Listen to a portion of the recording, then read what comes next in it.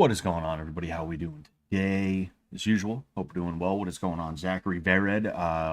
No, you're not the only one here. I had 3 viewers. Now I'm down to 2. Wow.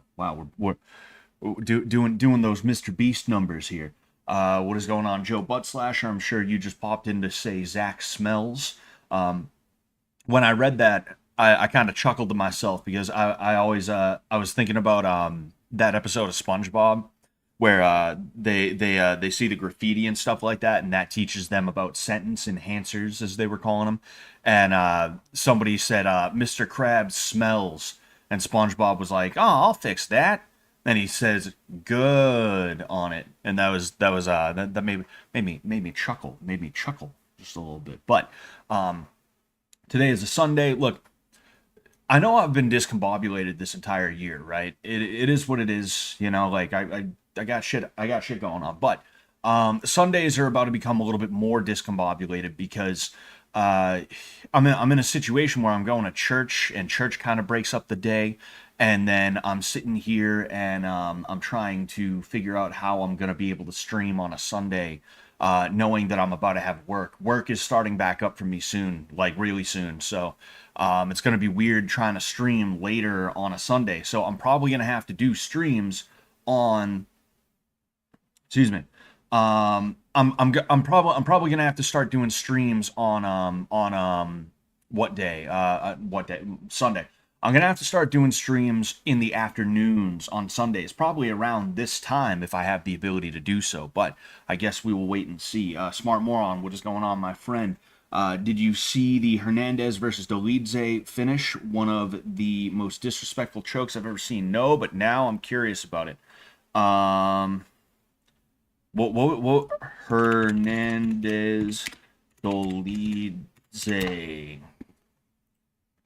I'm looking for I'm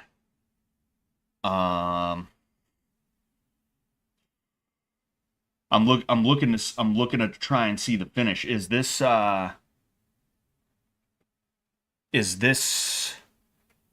it? I'm curious how they ended up in that situation, because to throw a rear naked choke, to slap a rear naked choke on someone while they're standing is like a really weird thing. I can't tell, like I feel like he is being brought down. I don't think he's getting up. Um huh. Huh. Huh. Huh. Yeah, like it seems like maybe he was in turtle position and he got a rear naked choke locked in, and maybe the dude pulled up, or I don't know, maybe he was up and somehow what's his face, Hernandez was able to slap in that choke. You know, maybe, I don't know. Of course, I can't show it. It's really annoying. The UFC is so bad with their copyright. Like, if you show 2 seconds of a fight, they're gonna copyright claim your shit. And it doesn't matter. It doesn't even have to be the finish. It can be like the most inconsequential, like a double jab in the first round of a 5-round fight that went the distance or something like that. You show more than like a half second of footage and you're getting popped. And it's like, oh, dude, what the fuck, man? You know? Hernandez destroyed him the whole fight. Interesting. You see, I don't know that much about Dolidze or Hernandez or anything like that, truth be told. Excuse me, jeez. I've made it no. I've made no. What's it called? I've made no. I've left no uncertainty as to how I feel about modern MMA. A lot of it is just not that compelling. And I don't feel like I look at any of these guys and think, oh, dude, I want to know about that guy. I want to figure this guy out, you know? It's kind of like, I remember years ago, I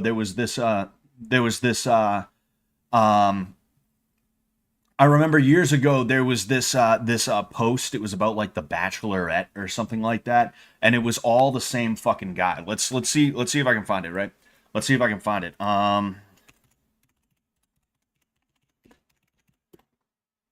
It's probably not gonna be there. It's like, yeah, I'm definitely not gonna see it, but like, it was literally all the same kind, like just as an example, right? It's like literally like this kind of guy 5 different times. It's like if you if you palette swap somebody, like what happens in a fighting game when you and your friend both pick the same guy, the hairdo's a little different, the clothing is different, all this other stuff. When you palette swap somebody, like they showed a they showed a picture of the guys that were going to be competing on the Bachelorette for the chick, and it was just like this guy 5 times. Like that's almost what it feels like. It's like, oh gee, I wonder who's going to win. It's probably going to be the guy with the tattoos. The guy with the tattoos who throws at about 80 or 90% intensity. He's trying to point his way to a victory. And if he does grapple, he's just going to lay down on top and not really do anything. That's kind of how I feel about modern MMA. Fucking. I also noticed this. Women are just fucking vile, dude. This is this is just women are just obsessed with sex, and they claim that men are the ones that are obsessed with it, and it's like, nah, actually. But anyway, yeah. So I don't know how today is gonna go. I'm not usually streaming at this time. I also didn't announce that I was gonna be streaming at this time, so I don't expect to get a trillion people in here. Not that I ever expect to get a trillion people in here, but we're just chilling. We're just chilling. We're doing our thing as usual. Hold on.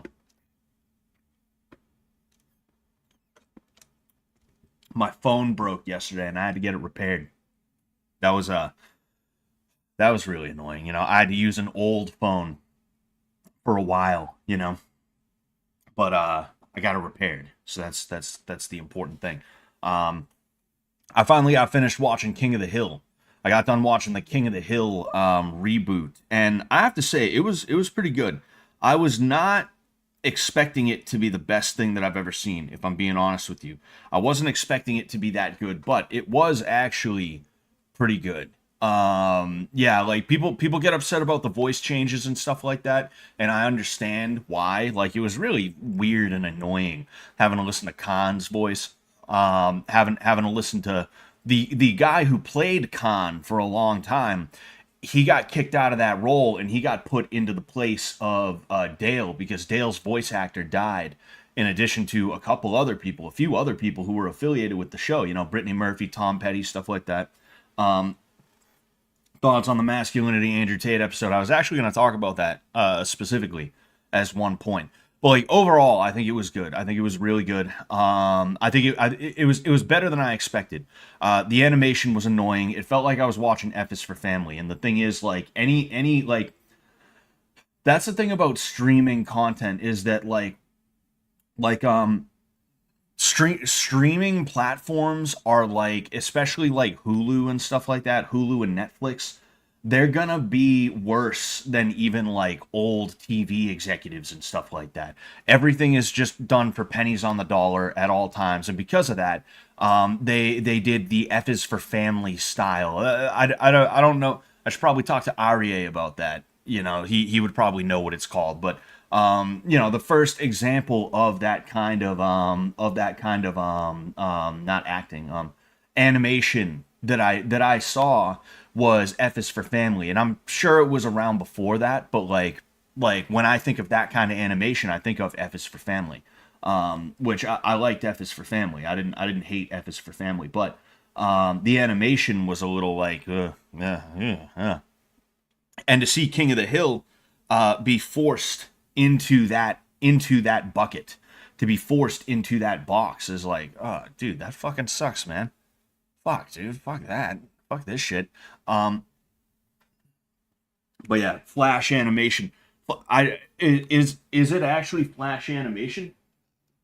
Is that actually Flash animation? I wasn't sure. I was gonna show you guys what I did with my black belt too, but yeah, I'm not. I don't know the technical terms, but it felt good. It felt cool to see how everybody like progressed and stuff like that. But one thing that I was a little bit annoyed about is that like they didn't give you much backstory. Like, why would Hank leave Strickland Propane for Saudi Arabia? This is a guy who was upset because he found out that his mom gave birth to him in New York, that he wasn't actually born in Texas proper. Why would this guy leave Texas to go to Saudi Arabia? Not just like, he can't even stand Oklahoma, you know? He sees Oklahoma as like fucking a foreign invader, an enemy nation, you know? Like, what was it about that deal that got him to go to Saudi Arabia and leave Strickland Propane? You know? And I'm not, it's not like I watched the last season like religiously. I don't know if like certain storylines were tied together during the last season, or if there's anything weird like that. That would be like the last episode is when Hank got offered the Saudi Arabia deal and he decided to take it, or some shit like that.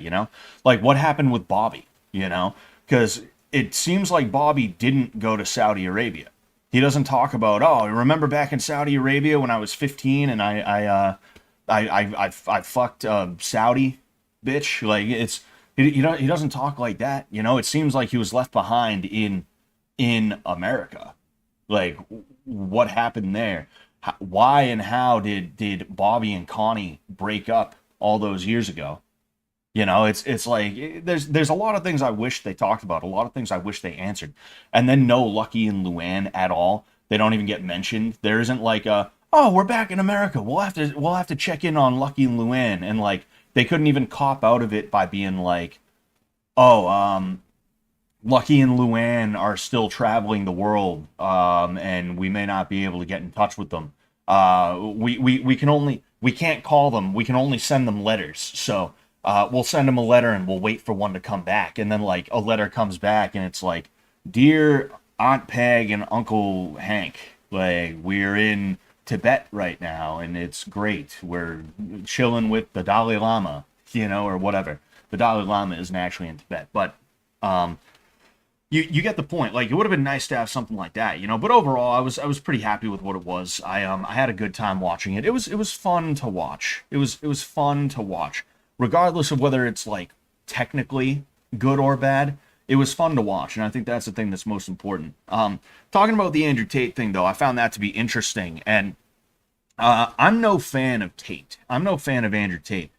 I think, truthfully, Andrew Tate talks about the Matrix and all this other shit, and it's like, honestly, I could see Andrew Tate being a part of that quote-unquote Matrix. I could see, because as somebody, I've started talking a little bit more about my past recently. Like, I used to be a MGTOW, and I mean, like, I used to be, like, hardcore into MGTOW. For 2 years of my life, I swore off women, and I would, like, avoid them and things like that.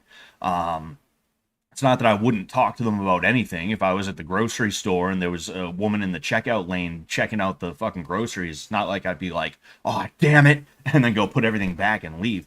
But, like, the point is, like, I would purposefully eschew any form of, like, real, like, relationship with a woman that I didn't already know before I decided to go monk mode, right? And that's like, okay, I'm still going to continue speaking to my mom, and there's some people at the gym that are cool, and they just happen to be chicks and stuff like that, But, like, as someone who comes from that MGTOW sphere, back when it was still kind of, like, underground, or back before, like, everybody was on that on some level, like, it was tough, because like you would be like you see, I'm trying to formulate like what I'm trying to formulate what I want to say and how I want to say it as I'm like saying it, and that's why I'm like kind of like basically what I'm trying to say is I was on that red pill, like, be a man, type shit way before Andrew Tate was like the way that he is now in the world, right? Before he was as well known as he was, before a bunch of dudes were like, oh, dude, have you heard of Andrew Tate, man? Oh, dude, And it wouldn't surprise me one bit to find that he was propped up partially or completely because he is such a piece of shit. It wouldn't surprise me, right? And don't get me wrong, there weren't a ton of great guys in the MGTOW world or anything like that. But the thing is, Turd Flinging Monkey, with the way that he is, with how much of a fucking weirdo that guy is, at the very least, he's not trafficking women. You know, and like, look, you can say what you want about, like, well, I mean, it wasn't really trafficking, it was this, that, the other thing. The bottom line is, this is a dude who was running a cam whore site. He was adding to the degeneracy of the world. And then in addition to that, he was also, in addition to being an e-pimp, a cyber pimp, and let's be honest here, I have a really, really strong feeling it didn't just end at cam girl shit. I'm sure he was sending his cam girls out all over whenever there was a guy who was like, well, you know, I just want some company. I want a date to this event. I'll pay to have this girl. I guarantee you that's the type of thing that was happening. I don't know for sure, obviously, but it would not surprise me one bit, right? But like, in addition to that, he like I can remember this one thing where he was saying that he was pretending to be the women that were in his stable of hoes, so that he could talk to these guys and get more money out of them. He was talking to these dudes pretending to be a woman, and he was like, oh well, haha, yeah, daddy. It's like talking to another man pretending to be a woman, even if it's to extort money out of them via like, oh man, I want to stay and talk, but I gotta make more money. Ha ha ha. You know, rattle the fucking jar. You know, like that's such a weird fucking thing. The point that I'm trying to make is like you can agree with some of the things that Andrew Tate says, but like the whole, hey man, the world's fucked up and women are pieces of shit. Become an Islamist, convert to Islam, and start a fucking cam girl website. It's like, whoa, no, you know? So it's like seeing that, you know, seeing the Andrew Tate thing in and of itself, it kind of makes me mad because it's like I said, I was a MGTOW for a long time. I was aware of the problems that befell men, that continue to befall men. And I actually care, and it's not just a way for me to make money. It's not a way for me to like get other people to give me money for like advice or like whatever and things like that, you know. So then you have this one guy who comes out of the woodwork and he just uses it to grift. So I find that to be disgusting, right? But then it also disgusts me on another level because that guy that is utilizing it to grift, he's also making people look bad in the process. It's like this is why American History X was the way that it was.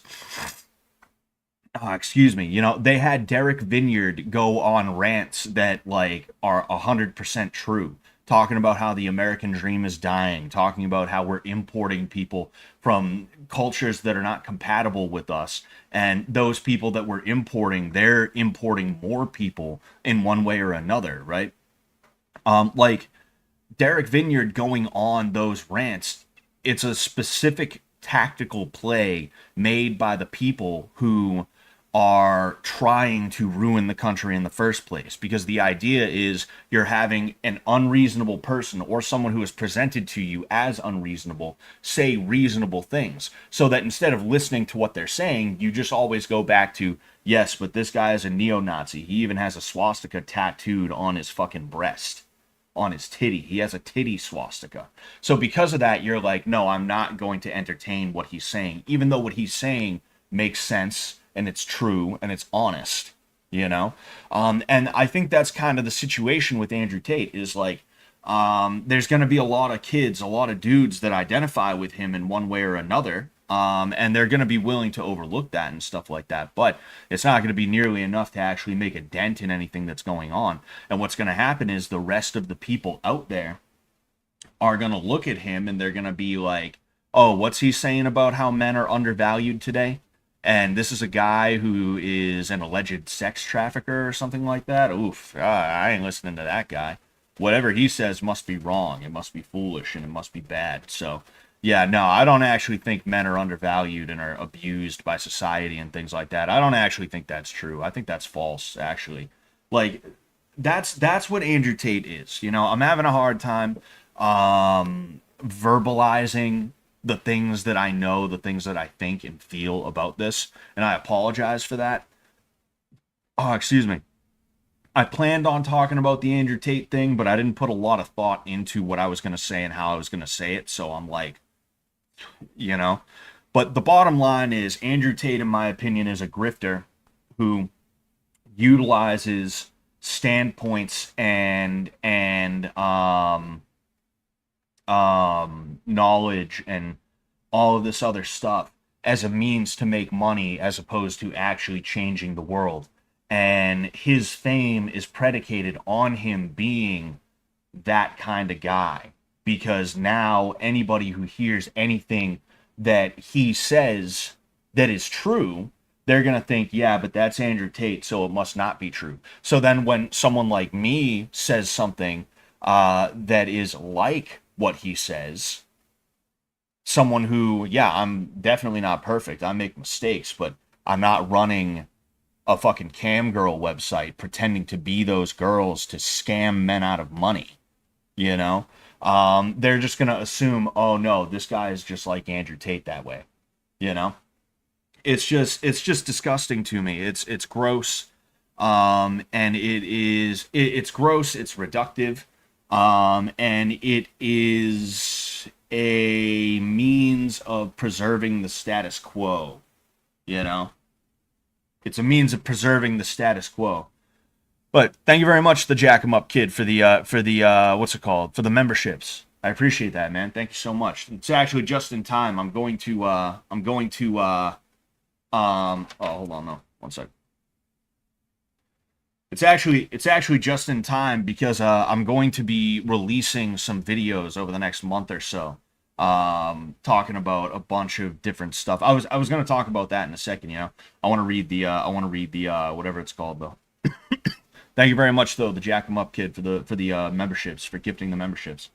Um, the new KOH is DOA. No, I don't think it's that bad. You know, Flash is retired a decade ago. Yeah, yeah, and that's what I was thinking about that. Frank chilling with the Saudis. It's really over. Yeah, yeah. I'm not watching. I didn't like the Beavis and Butthead episodes a decade back much. Yeah, yeah. Those were not that great. Those were not that great. But I think King of the Hill was not that bad. I think you should give it a chance if you feel inclined to. I think you should give it a chance. I thought Bobby was going to be non-binary or some crap. You see, I don't think Bobby always had a good head on his shoulders, even if he was like just like a weird kid, you know. He had a good head on his shoulders. Like, he would not have ended up like that, in my opinion. It makes sense that Connie was, you know, like going to college and shit like that. Like, she was definitely gonna end up like that, you know. I hate everyone who quotes or bastardizes the idea of the Matrix, including Tate and the Wachowskis themselves. Yeah, like it always bothers me when I'm trying to explain something and I have a hard time doing so because, you know, I'm just scatterbrained, and I'm kind of scatterbrained right now. I'll be honest with you. I apologize for that, but like,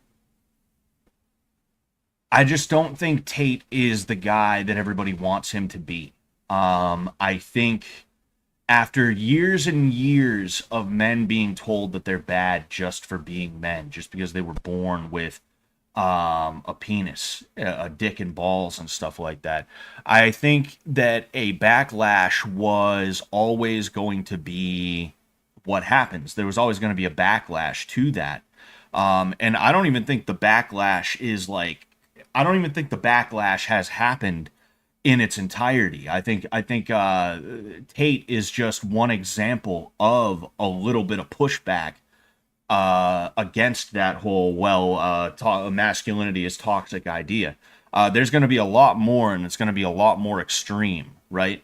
But like, Tate is just one of the first examples of that pushback actually reaching anything close to a mass appeal, as to where In the old MGTOW community, if you got 100,000 views on a video, that was like, whoa, wow, whoa, that is a lot of views, right? But you get Tate videos, you get Tate stuff where it gets millions and millions of views, you know? That was just an example of the pushback going a little bit more public, a little bit more mainstream than, say, like MRA or MGTOW ever did, you know? So there was always going to be that pushback. And unfortunately, that pushback was not necessarily, and it rarely ever is 100% like well thought out and executed, you know. A lot of the time there's like an overcorrection in some way, shape, or form, and that's a good example of that. Is Andrew Tate is sort of an overcorrection where it's like it's not even like, hey, I'm not toxic because I'm a man. You know, it's not even that. It's not even them saying, hey, I'm a man and I'm not toxic just for being a man. It's like, no, you know what? If you want to call me toxic, then yeah, fine. I'll be toxic. I'm gonna call people betas. I'm gonna call people cucks. I'm gonna walk around and I'm gonna get jacked. Probably do steroids, and I'm gonna start like bullying everybody around me. And I'm gonna start like a business. I'm gonna try and be a crypto dude, or I'm gonna try and like basically be a pimp, or some other shit like that. You know, like that is what Andrew Tate was. He was a backlash against years and years and years of abuse. So on one hand, I understand it, and I don't 1,000,000% fault everybody for it. However, on the other hand, it's very annoying seeing a guy who is very clearly not in it for good reasons. He's just in it to make money, and it was his way of kind of maximizing the amount of cash that he could make, on top of him also, like I said, being an e-pimp. Like, to see someone like that be the face of men's rights, if you will, it's just like, oh, that fucking sucks, dude, because it's gonna bring us back. It's gonna knock us back a certain peg, you know. I don't need permission to be a man, and I don't need to show you. I don't need to be like trying my hardest to I don't need permission to be a man, and I also don't need to put on a show for anybody. I am just a man, and that's that. I don't need anyone's approval or anything like that. I don't need to flash wealth. I don't need to like walk around and be domineering. That's very feminine, actually. I talked about this a long time ago on one of my streams. Andrew Tate is actually a very feminine dude. The things that he does, the way he operates, he's actually a very feminine guy, and that's part of the issue, is that these guys who are in it for the money, for the grift and stuff like that, they're not even actual masculine role models. They're feminine role models who are masquerading as masculine role models, you know? But yeah, like it is what it is. I just personally find him to be annoying. And in regards to King of the Hill, I think that's what that was. Is like it's like them responding to Andrew Tate and stuff like that, not realizing that he's not even a good representation of what it is to be like masculine, to be a man among the ruins, if you will, you know? And that bothers me. Because it's like, okay, on one hand, I'm not going to cry because Andrew Tate got, like, made fun of, right? The guy deserves to be made fun of the way I see it. But then, in addition to that, it's like, yeah, but you guys don't even understand the point of this in the first place. You guys just don't get it, you know? You're dealing with a straw man, and when the straw man is wrong, you're acting like everybody else who's not a straw man of the position is also wrong. It's like I said, you know, Derek Vineyard. He's a gender relations Derek Vineyard. He's even got a skinhead, you know. Favorite Rick and Morty character? I haven't watched Rick and Morty in like 7 or 8 years. Damn, it's been almost 10 years. Fuck, that's pretty crazy. This membership is a genocide, says Peach Boy Official. Oh boy. Okay, I'll give it a chance. You gave Fallout Season 1. Only time I saw King of the Hill was during my show binge era during the early 10s. Saw a lot of the first season. I like that a lot, but B and B more. B and B. I don't know what B. Oh, Beavis and Butthead. Beavis and Butthead. Duh. Uh, Mike Judge is awesome though. Idiocracy is yeah. Idiocracy was really good work. Um, Not gonna lie, guys. The Borderlands movie was actually good. I never played the original Borderlands. Oh man, I have a Bobby Hill hat and pin though. Like dropping the hat into an outfit sometimes. Hell yeah. You there's a guy named Hank Trill. He does hip hop. He does trap in the Hank Hill voice. It's actually kind of funny. I keep that thing on me. God damn it, Bobby. They see me selling propane and now they're trying to copy. It's actually pretty good. Like the music is actually like pretty decent, you know? Why did you betray Shinji? What do you mean why did I betray Shinji? I'm confused as to what you mean, Mr.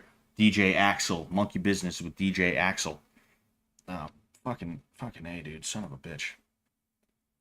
See, it always bothers me when I can't make a point the way that I want to. It all like it's not enough that you guys understand, it's that I feel like I have to be happy with what I said and how I said it. And that's kind of an ego problem on my part. It's like who gives a fuck as long as I'm understood, you know? But I mean, like, I've been trying to get better and better at relaying information and stuff like that. So I'm kind of self-critical. I'll listen back to my own streams and my own videos and I'll like critique the fuck out of myself just to try and make myself a little bit better. If you see some of my early streams compared to now, my cadence is a lot better. My ability to relay the information, I do still go, I still do that, but I don't do it nearly as much as I used to. And it's just it's because I practiced and because I scrutinized myself, you know? So it's like frustrating when I'm trying to explain something, especially something that means so much to me. Because like I was talking to the wife on the way home from getting lunch and I was just trying to explain to her like the plight of man, you know? It means a lot to me. And it means a lot to me because for one thing, I am a man, but then for another thing, like I'm hoping I have sons. I'm gonna love, whatever I have, son or daughter, but I'm hoping I have sons, and I want them to grow up in a world where they understand things and they can, they can have a better feel for what they should do, how they should do it, and all that other stuff. So it bothers me when I can't explain why I have an issue with something, even though I know it. I'm just having a hard time explaining it. I want to sit here and explain till I get it right, which is not a good thing. That's a bad idea. And because of that, I'm just gonna have to let it go. But overall, I don't like Andrew Tate because he is a caricature. He is a caricature and he is a grifter.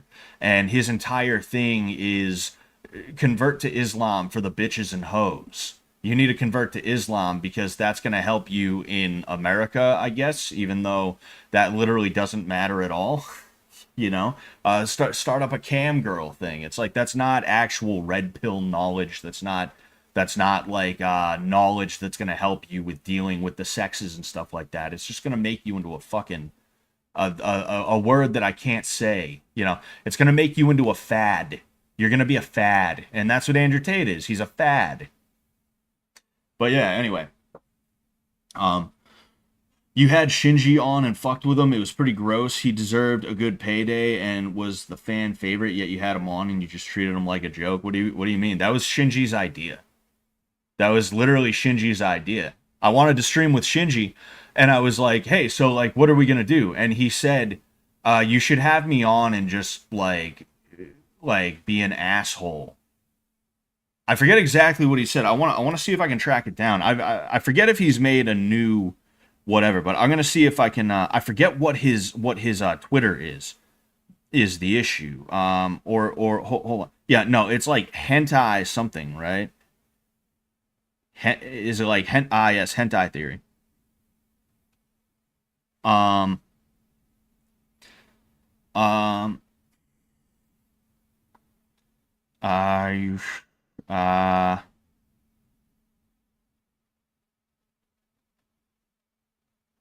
I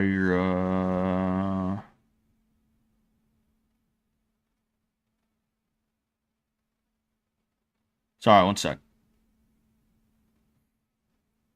Like I'm trying to find the exact message where he I'm trying to oh yeah. So May 30th, 2024. Hey Shinji, have you been thinking all at all about the stream Sunday? I have a few ideas, but I don't know if you have any. He said, "Hi, I have two ideas. Q&A and chit chat as usual, then VR boxing or fighting game." I don't think I had VR at that time, so that's probably why we didn't go with it. I think I got VR in like late May. Or wait, no, this is oh yeah, no. So I might have had VR. I might have had VR, but I don't think I knew how to use it in a way that I was like comfortable yet at that point. I don't know though. It's been well over a year. Um, and then he said, or counseling therapy live, and I'll behave like a schizo zoomer. This is literally like I'm trying to make sure there's no info either way that like we can't. Yeah, you know what? Fuck it. Um. Uh. Yeah. Because like I remember people being upset at me, and it's like, yo, dude, that was literally his idea. Like you can fucking see right here, you know. It's like that was his idea, you know.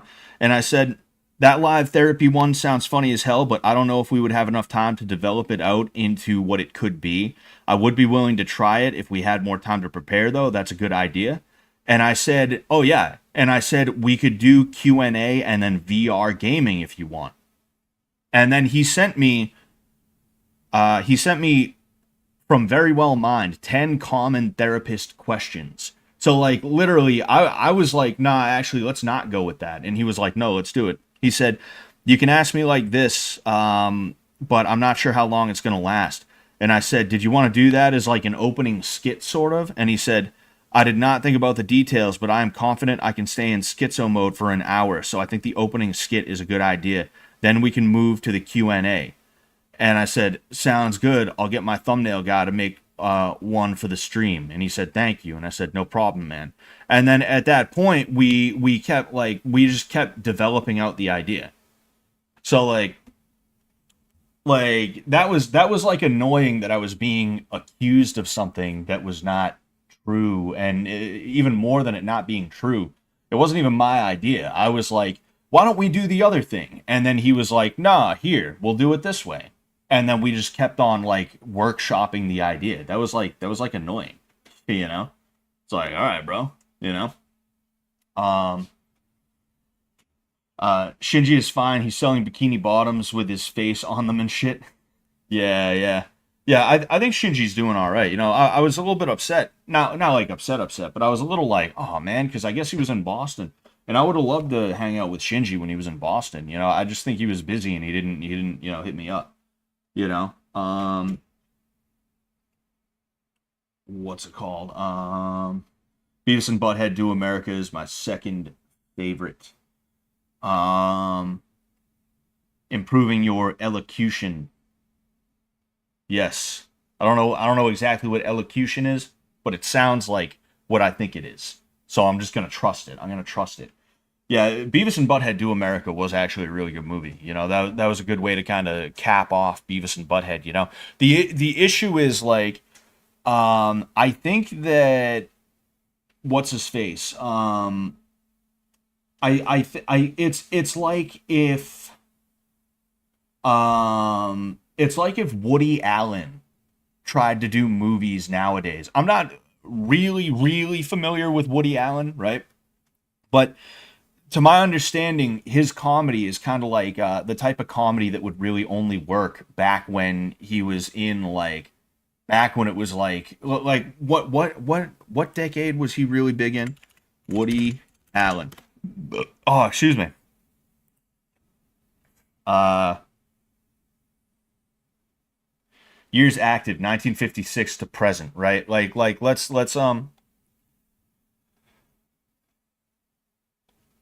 yeah, like whenever it was, like the 70s, you know, the 60s, the 70s, the 80s, or an even better, an even better idea. Um, not better idea, but and even an even better example. George Carlin, right? George Carlin was the funniest fucking guy back in like 1950 fucking 70 whatever. You know, he was the best of the best back then. Oh man, back in 1968, he was the greatest. No one could top him. If George Carlin brought his act out today, people would be like, you fucking suck. And rightfully so, because the guy does suck. The only reason he was able to get big is because of the times in the country and how the counterculture was operating and stuff like that. King of the Hill, the new King of the Hill was good. I don't think it was that great. I think it was good, but it's not like it's some legendary return or anything like that. And I think give it like a few months, people are going to start to kind of cool down on it, and it's going to have kind of like a Fallout 4 effect where it's like people are like, yeah, I mean it's good, but it's not a Fallout game. Like when you talk about Fallout 4, people are like, yeah, it's a good game, but it doesn't feel like a Fallout game. People are going to be like, yeah, I mean it was a good season, but it doesn't feel like King of the Hill, you know? And I think that's Mike Judge's curse. I think Mike Judge is someone who, from the late, like Mike Judge is stuck in the 90s essentially, is what it is. Mike Judge is stuck in the 90s. King of the Hill was good for a long time, into the 2000s, you know, and Idiocracy I think was like late 90s, maybe early 2000s. I forget which exactly. But the bottom line is like, trying to cart that out in 2025, wish it was 2005 again, shit, to try and cart that out in 2025 is like, dude, you know, people, was working a cubicle job ever that bad? Are you sure it was that bad? I mean, yeah, sure, nobody likes their fucking boss, dude. But like, man, you got to hang out in your cubicle all day, and you're in an air conditioned room, and like people leave you alone, and your boss every now and again comes around and is like a bit of an asshole, but then he fucks off back into his corner office, and you get to fuck off back to whatever goofing around you were doing. Like, man, I don't know if I want to hear that. You're getting paid well enough, you can afford an apartment all by yourself. And I'm supposed to feel bad for you, man? Fucking no.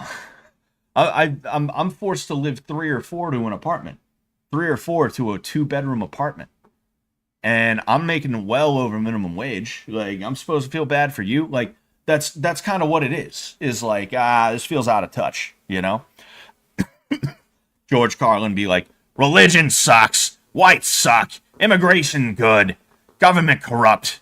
You know, yeah, like some of George Carlin's jokes were really good, but like one of the worst assaults on comedy, like one of the worst assaults on the medium of comedy, was his 2000s stuff. He had a couple of specials, I believe, in the 2000s. Let's Google old Georgie boy.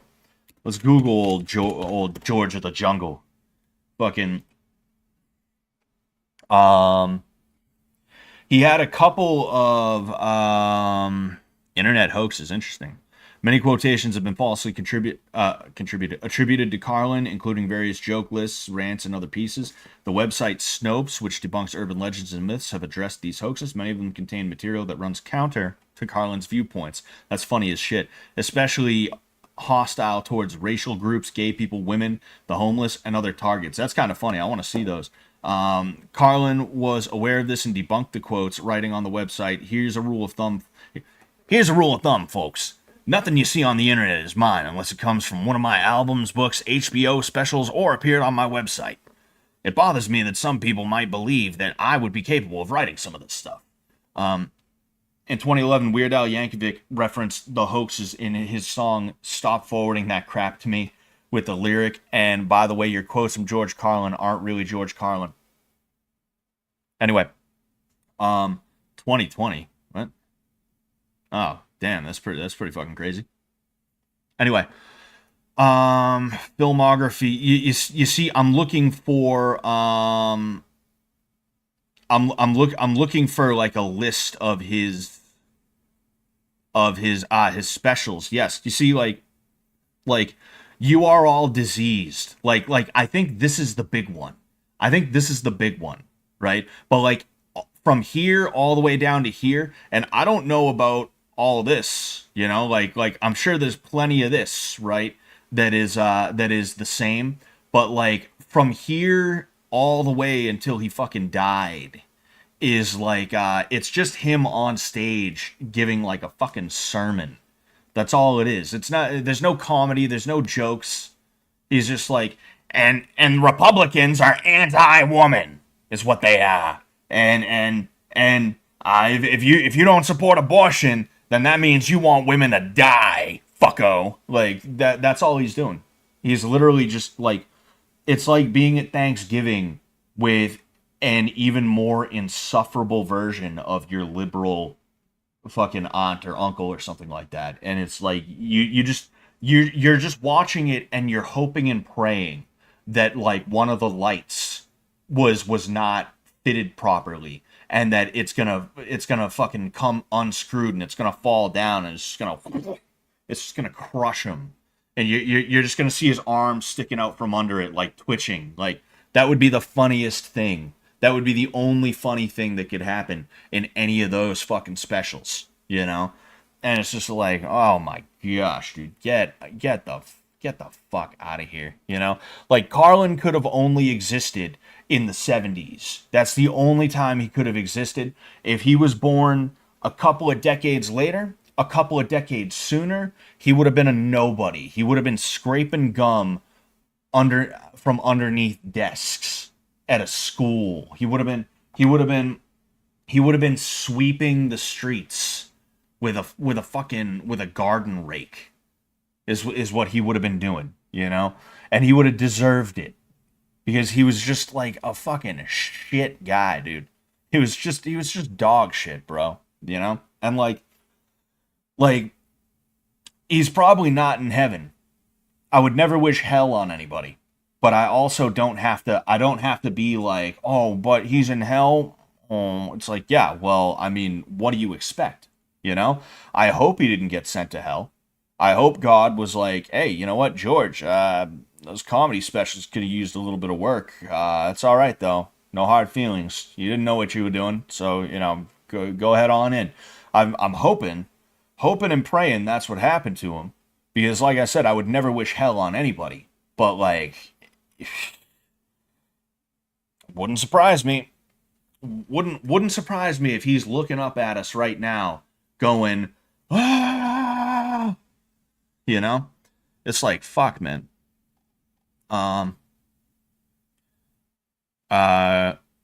Someone mentioned something about Jay.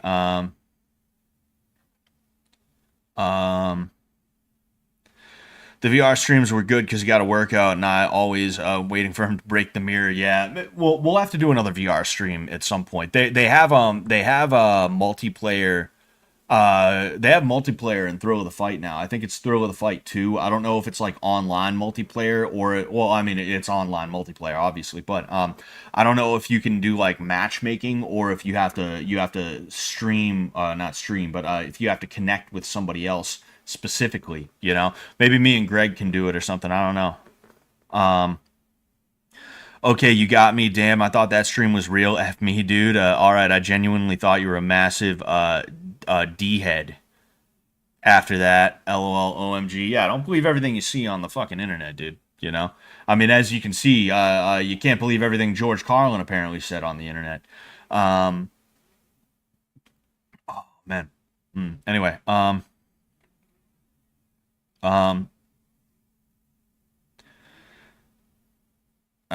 sorry, I'm just looking around. Someone said Scott dissed Shinji and that Scott's like, nah, pre-planned. Literally pre-planned and his idea. Sorry,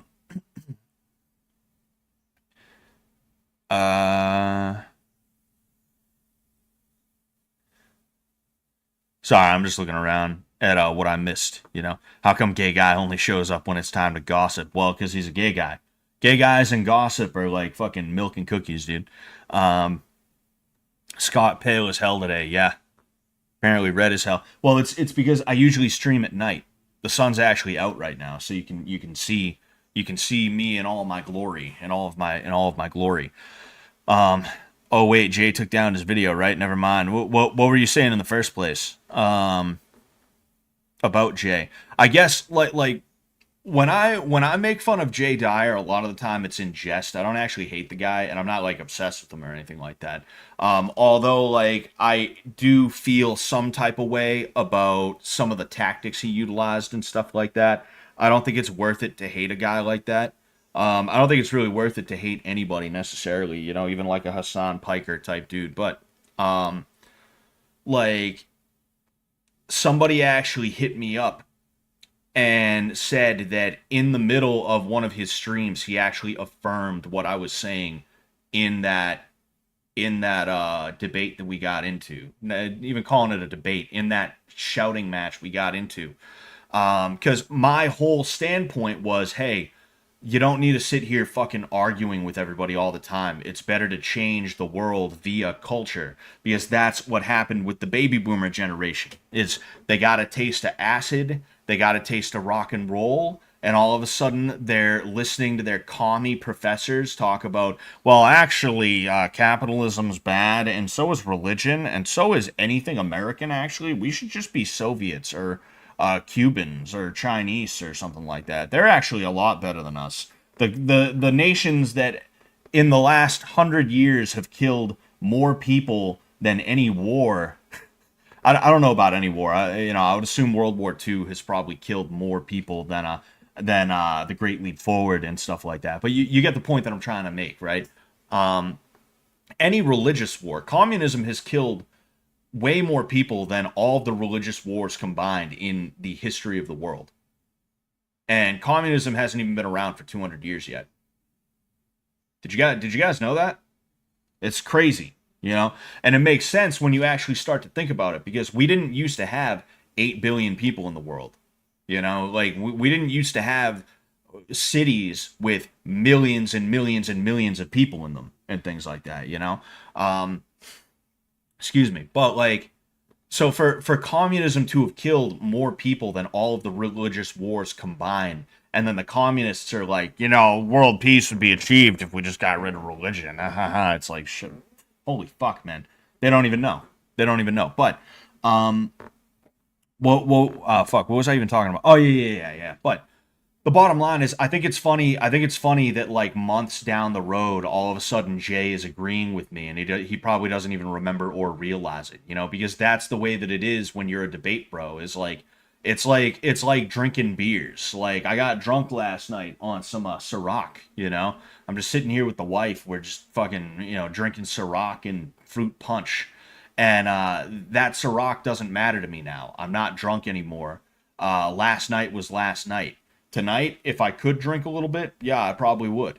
You know, because why not? You know, freedom is slowly coming to an end for me until next summer. So, like, whatever. I might as well have a little bit of fun, teehee. But like, last night's beers don't matter to me. They may as well have not. They may as well not have existed. You know, and that's the way it is when you're a debate bro. Is yesterday's debate does not even matter to you anymore. You immediately start looking for the new debate, who you're going to argue with next and stuff like that, you know? So Jay Dyer probably literally doesn't even remember, like, the argument that we got into or anything like that. But, like, later on down the road, he's agreeing with me. It's just funny the way that works, you know?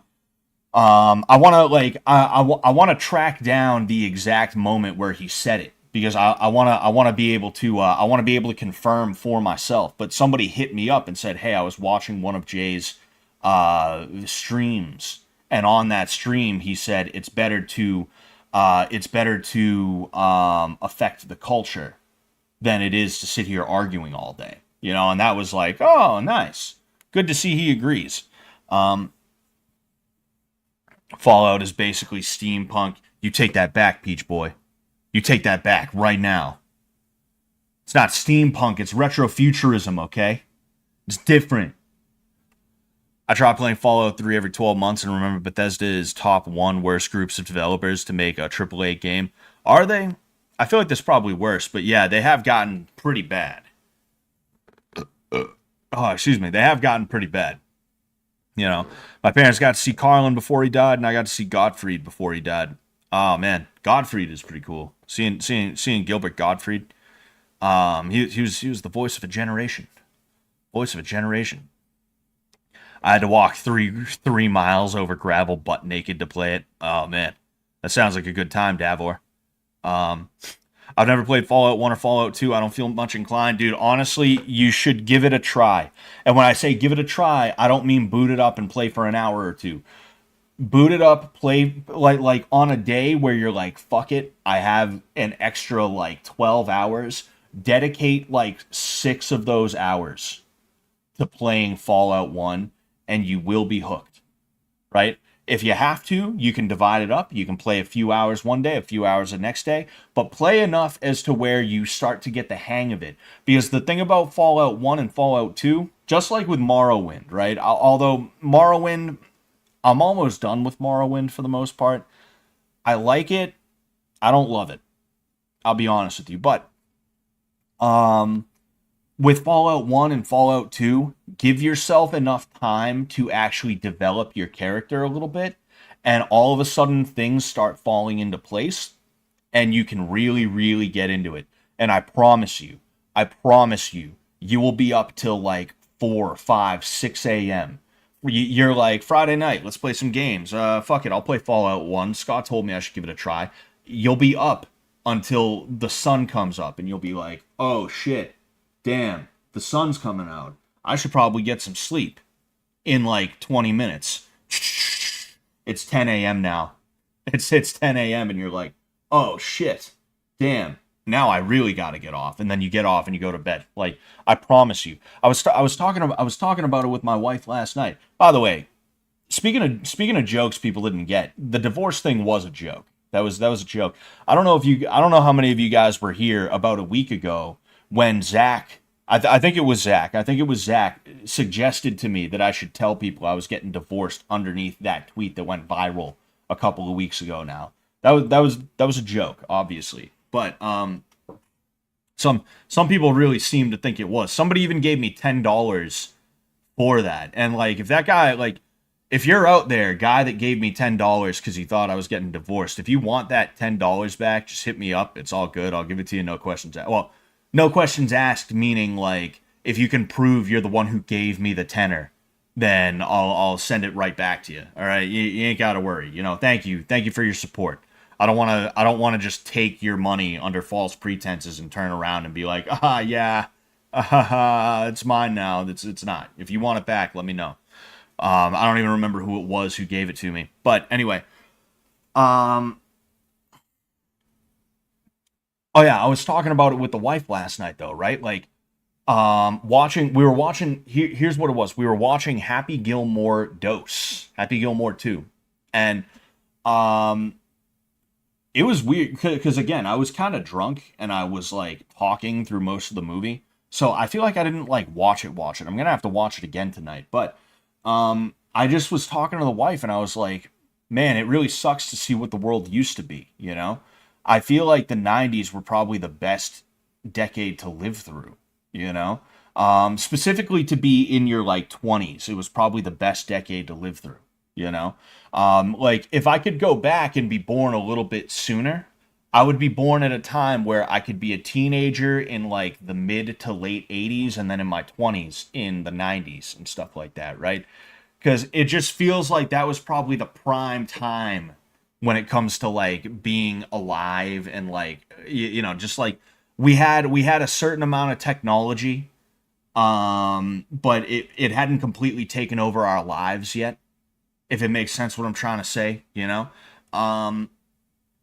Like oh yeah, like I play Fallout 1 and I play Fallout 2. This is specifically what I said to her. You know, I said a lot more than just this, but this is like the big important thing. I play Fallout 1 and Fallout 2 in the year of 2024. I played it in 2023 and 2024. And I was hooked. I loved the hell out of it. And it gave me this feeling inside. I got a warm feeling inside whenever I was playing it. And this is 30 years after they were released, just about. I can only imagine what it was like to be in your like late teens, early 20s, even like late 20s. in 1990, whenever Fallout 1 and then Fallout 2 came out. I can only imagine what it was like to be that age back then and to experience that for the first time when it was new, when it first came out. I can only imagine the joy that these people felt at that time. For me to feel that warmth playing a 30-year-old game that I don't have like an attachment to, because it's one thing playing New Vegas, it's one thing playing Oblivion, right? I have an attachment to those games. But to play Fallout 1 and Fallout 2 and feel those warm feelings of like, whoa, this is like really, like, I feel nice playing this. I enjoy this on a real level. I really enjoy this, you know? To feel that, I can only imagine what it was like to be playing it back then. It's like, fuck, man. You know, it's like, shit, dude. It had to have been fucking insane.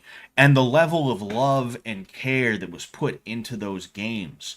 Even a game like Fallout 2, where if you listen to Tim Kaine talk about it, he started work on Fallout 2 and then he left Interplay because he didn't like how he was being treated and then some other things that were going on. And because of that, other people had to finish Fallout 2. They basically had to build it from the ground up. Like the love and the care that went into that game is like, you will never see anything like that again. And it's so sad, dude. It's so fucking sad, man. Even just thinking about the internet that we lost, you know, before everything became Reddit, Facebook, Instagram, Twitter, you know, YouTube, like it's like, man, you know? And like I implore you to give Fallout 1 and Fallout 2 a try and like give it a real try, not a college try. Give it like a day or two. Play it for a few hours at a time. Really get your get a groove, find a groove. And I promise you, you will feel like a feeling of warmth when you play it. And you'll be looking forward. Because, like me, I could only play it during the weekends, you know? Because, like, I'd get home and I would have, like, an hour or two at the most. And there's no way I'm going to boot up Fallout 1 for just an hour. Fuck that, you know? Like, you'll be looking forward to when you can play it again. I promise you, you know? Didn't even know George Carlin died. What the fuck? Yeah, almost 20 years ago. Mirth, vertical mirth says bonjour skeet. I'm gonna have to skip over what bonjour skeet said about homosexuality there. Although you know. Anyway, they made a space game and no one played it, talking about like Outer Worlds or something like that, I think is what it's called. Yeah, I heard that was bad. When you really think about the hype Fallout 4 and Starfield had and the way they talked it up and then compare it to what they delivered on both fronts, it's cringe as hell. Yeah. And I always talk about how upset I am about Fallout 4 because that's the Fallout game Boston gets. Like if you like DC, Vegas, like those are even California. It's like you know, you like you have Fallout 1 and Fallout 2 that took place in certain parts of California and stuff like that. It's like that's really cool. You know, even Point Lookout, you know, that took place in a part of Maryland. I believe Maryland's Eastern Shore. Oh, excuse me. Man, or The Pit, which took place in Pittsburgh. Like I don't know how those were. I don't know how those were in terms of like how true to the environment and stuff like that they were, but like with Fallout 4 specifically, the way they did Boston was annoying. Like Fallout 3, Fallout New Vegas, Oblivion, I wanted to like every piece of lore I wanted to read. Every computer that I could successfully hack, I wanted to read every entry to see what happened to the person, even if it was the most pointless, like the bombs fell today, October 2076. The bombs fell today. I'm trapped in here. I don't know what's happening. I'm afraid of radiation poisoning. I hope somebody comes to rescue me. Next entry is like, I'm starting to feel sick. Like, even if it's the most pointless, like, yeah, okay, this is an entry from when somebody was trapped in this building the day the bombs fell in the Fallout universe. Like, even if, even that, I would want to read it because, like, everything was just better in that way. Fallout 4, I couldn't care less. I could not give any less of a fuck about, like, some random thing in a, like a note that was left in a safe that you had to unlock. I did not care. If it wasn't specifically for a quest, I didn't want to read it because I just was not interested. It wasn't interesting. It kind of sucked, you know? And that's one of my gripes with Fallout 4 is like, man, this is not that good compared to Fallout 3 and Fallout New Vegas, you know? You guys kind of sucked at making it. Bethesda's a powerhouse when it comes to world design. Even with the shittiest mechanics, their world are still fun to explore, and that's why Starfield failed. Even Fallout 4, like, the world was not that fun to explore, you know? Like, Boston has a certain feel to it. Boston's a fun city to walk around in, you know? And Boston in Fallout 4 was just, like, not great, you know? It was not great. I mean, I grew up in the area, you know, fucking at the time, like at the time that I played Fallout 4, I was dating a girl from Salem, you know, and you can go to Salem in Fallout 4, you know. You can go to the Witch Museum and you find a Death Claw there. Like I've been to a lot of these places, you know. I've been like there's Hyde Park, there's fucking there's Hyde Park, there's Quincy. You know, there's like Dorchester and shit like that. Like I've been to these areas. I played baseball against the teams that were in this area. I've been to their high schools and stuff like that. Wrestled, like we used to wrestle against Quincy, you know. Even like I think you can get to Braintree. I think you might be able to go to Braintree if I remember correctly. Hold on. Let's figure this out. Is Braintree in Fallout 4? Yeah, Braintree is in Fallout. Yes, Braintree is it's mentioned in Fallout 4. It is a location referenced in the game's lore, specifically in the art of Fallout 4, and is noted as a pre-war city in Massachusetts. So it was apparently mentioned. It was apparently mentioned, but it wasn't like in there. While the location is not a playable area in the base game, it has been expanded upon in the popular fan-made mod Attack of the Lobotomites, which adds a new settlement and dungeon. The Braintree Mental Rehabilitation Center to the game. Interesting. Like it just wasn't done well, you know? It just was not done well at all.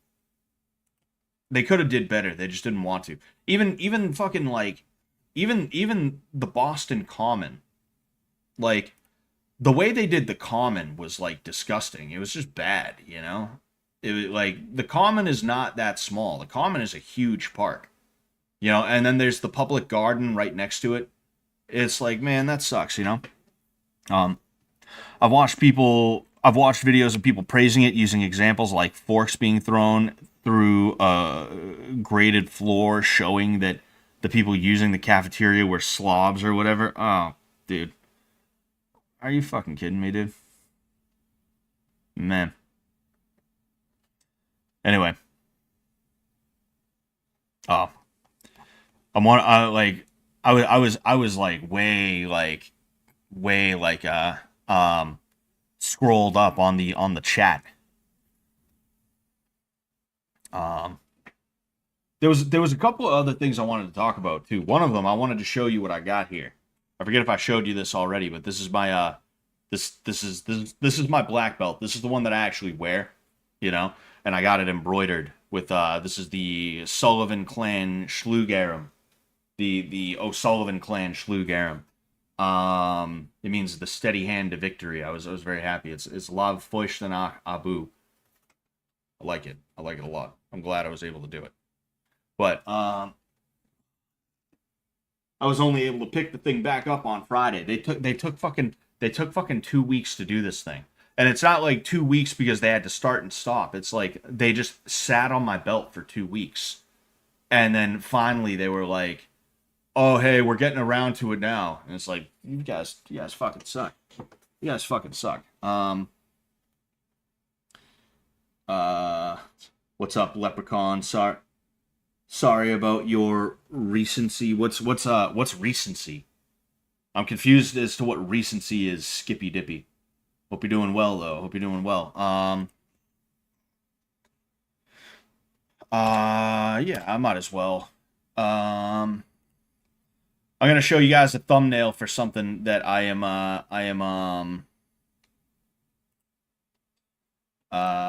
let's go ahead, download this.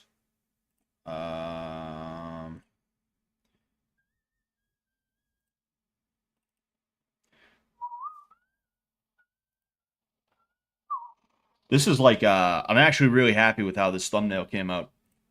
Um, I had somebody do this thumbnail for me. I'll credit them obviously. I always forget her. I always forget her at on Twitter though. It's kind of confusing.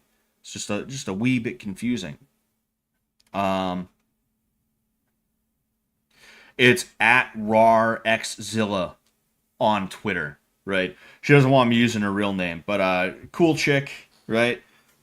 She made this thumbnail for me. This is going to be the first example of not first example, but this is going to be the first video that I do in the series where I talk about my time in right-wing activism. Oh, the divorce, that was a joke, Skippy. That was a joke. I appreciate the love though. I appreciate the love. Anyway, this is going to be my first video in a series on my time in dissident right-wing activism. This is what me and Aria were talking about on our stream. Excuse me. And this is this is how I became familiar with Sam Hyde. Essentially, that's where I know Aria from. Is not, we weren't Antifa or anything like that. This first video, what I'm gonna do is I'm gonna release it to the main channel as a sneak peek as to what's to come, and it's going to be about the topic of Antifa in America and where they come from, their origins, how they operate, and things like that. It's about a 15-minute video, and it's all information off the top of my head for the most part. I'm very good at remembering. I'm very good at remembering a lot of stuff about this kind of thing for a couple of different reasons. For one thing, I had to know some of this stuff in order to be the best activist that I could. But then, in addition to that, it's my autism, and I get to choose the fixation. It's my autism. I get to choose the random obsession and stuff like that. You know. But yeah, I'm excited for that. I'm probably going to release it today. If not, I'll do it tomorrow. I was just waiting on the thumbnail. And like I said, I really like how that thumbnail came out though. I think it's really cool. It's got kind of like it's got a bit of a vaporwave kind of aesthetic to it, just a little bit, or whatever offshoot of vaporwave this would be, which that was like really big back then, like vaporwave was like the thing. Everyone was trying to be like vaporwave or some offshoot of it. You even had like fash wave, you had like commie wave or whatever. I don't think they called it commie wave. I think they called it like something else, labor wave. I'm pretty sure they literally called it labor wave. But yeah, like I think that's really cool. She's really talented the way she was able to do that. I don't know if I personally could have done that myself. I'm not that good with Photoshop. I'm thinking what I'm gonna do is I'm gonna have this girl do my video thumbnails whenever I need a video thumbnail, and then I want to hit Chuxington back up as well. And when I have like a special stream that I'm planning or something like that, I'll have him do my stream thumbnails, because he does really really good thumbnails himself. He edits for Cucumber Feet now. But if he has the time and the energy, I'd like to utilize his services again. But glad you found a thumbnail artist. Yeah. I got lazy, and I also didn't have tons of money to be throwing at YouTube when I stopped using thumbnails. It's a little bit of both of those things. Um, but you know, like with something like this is like a labor of love, you know? Like I'm not saying that the video that I did is like absolutely like the best thing ever, but like you're gonna see there's just like a difference, you know, in there's I'm actually going to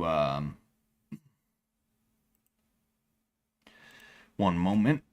Un momento, por favor. I'm gonna throw that thumbnail on there right now, and then I might just release it and say fuck it. Um, don't leave me though. Don't leave me. Stay here with me. Stay here with me. Upload the file. Yes. All right.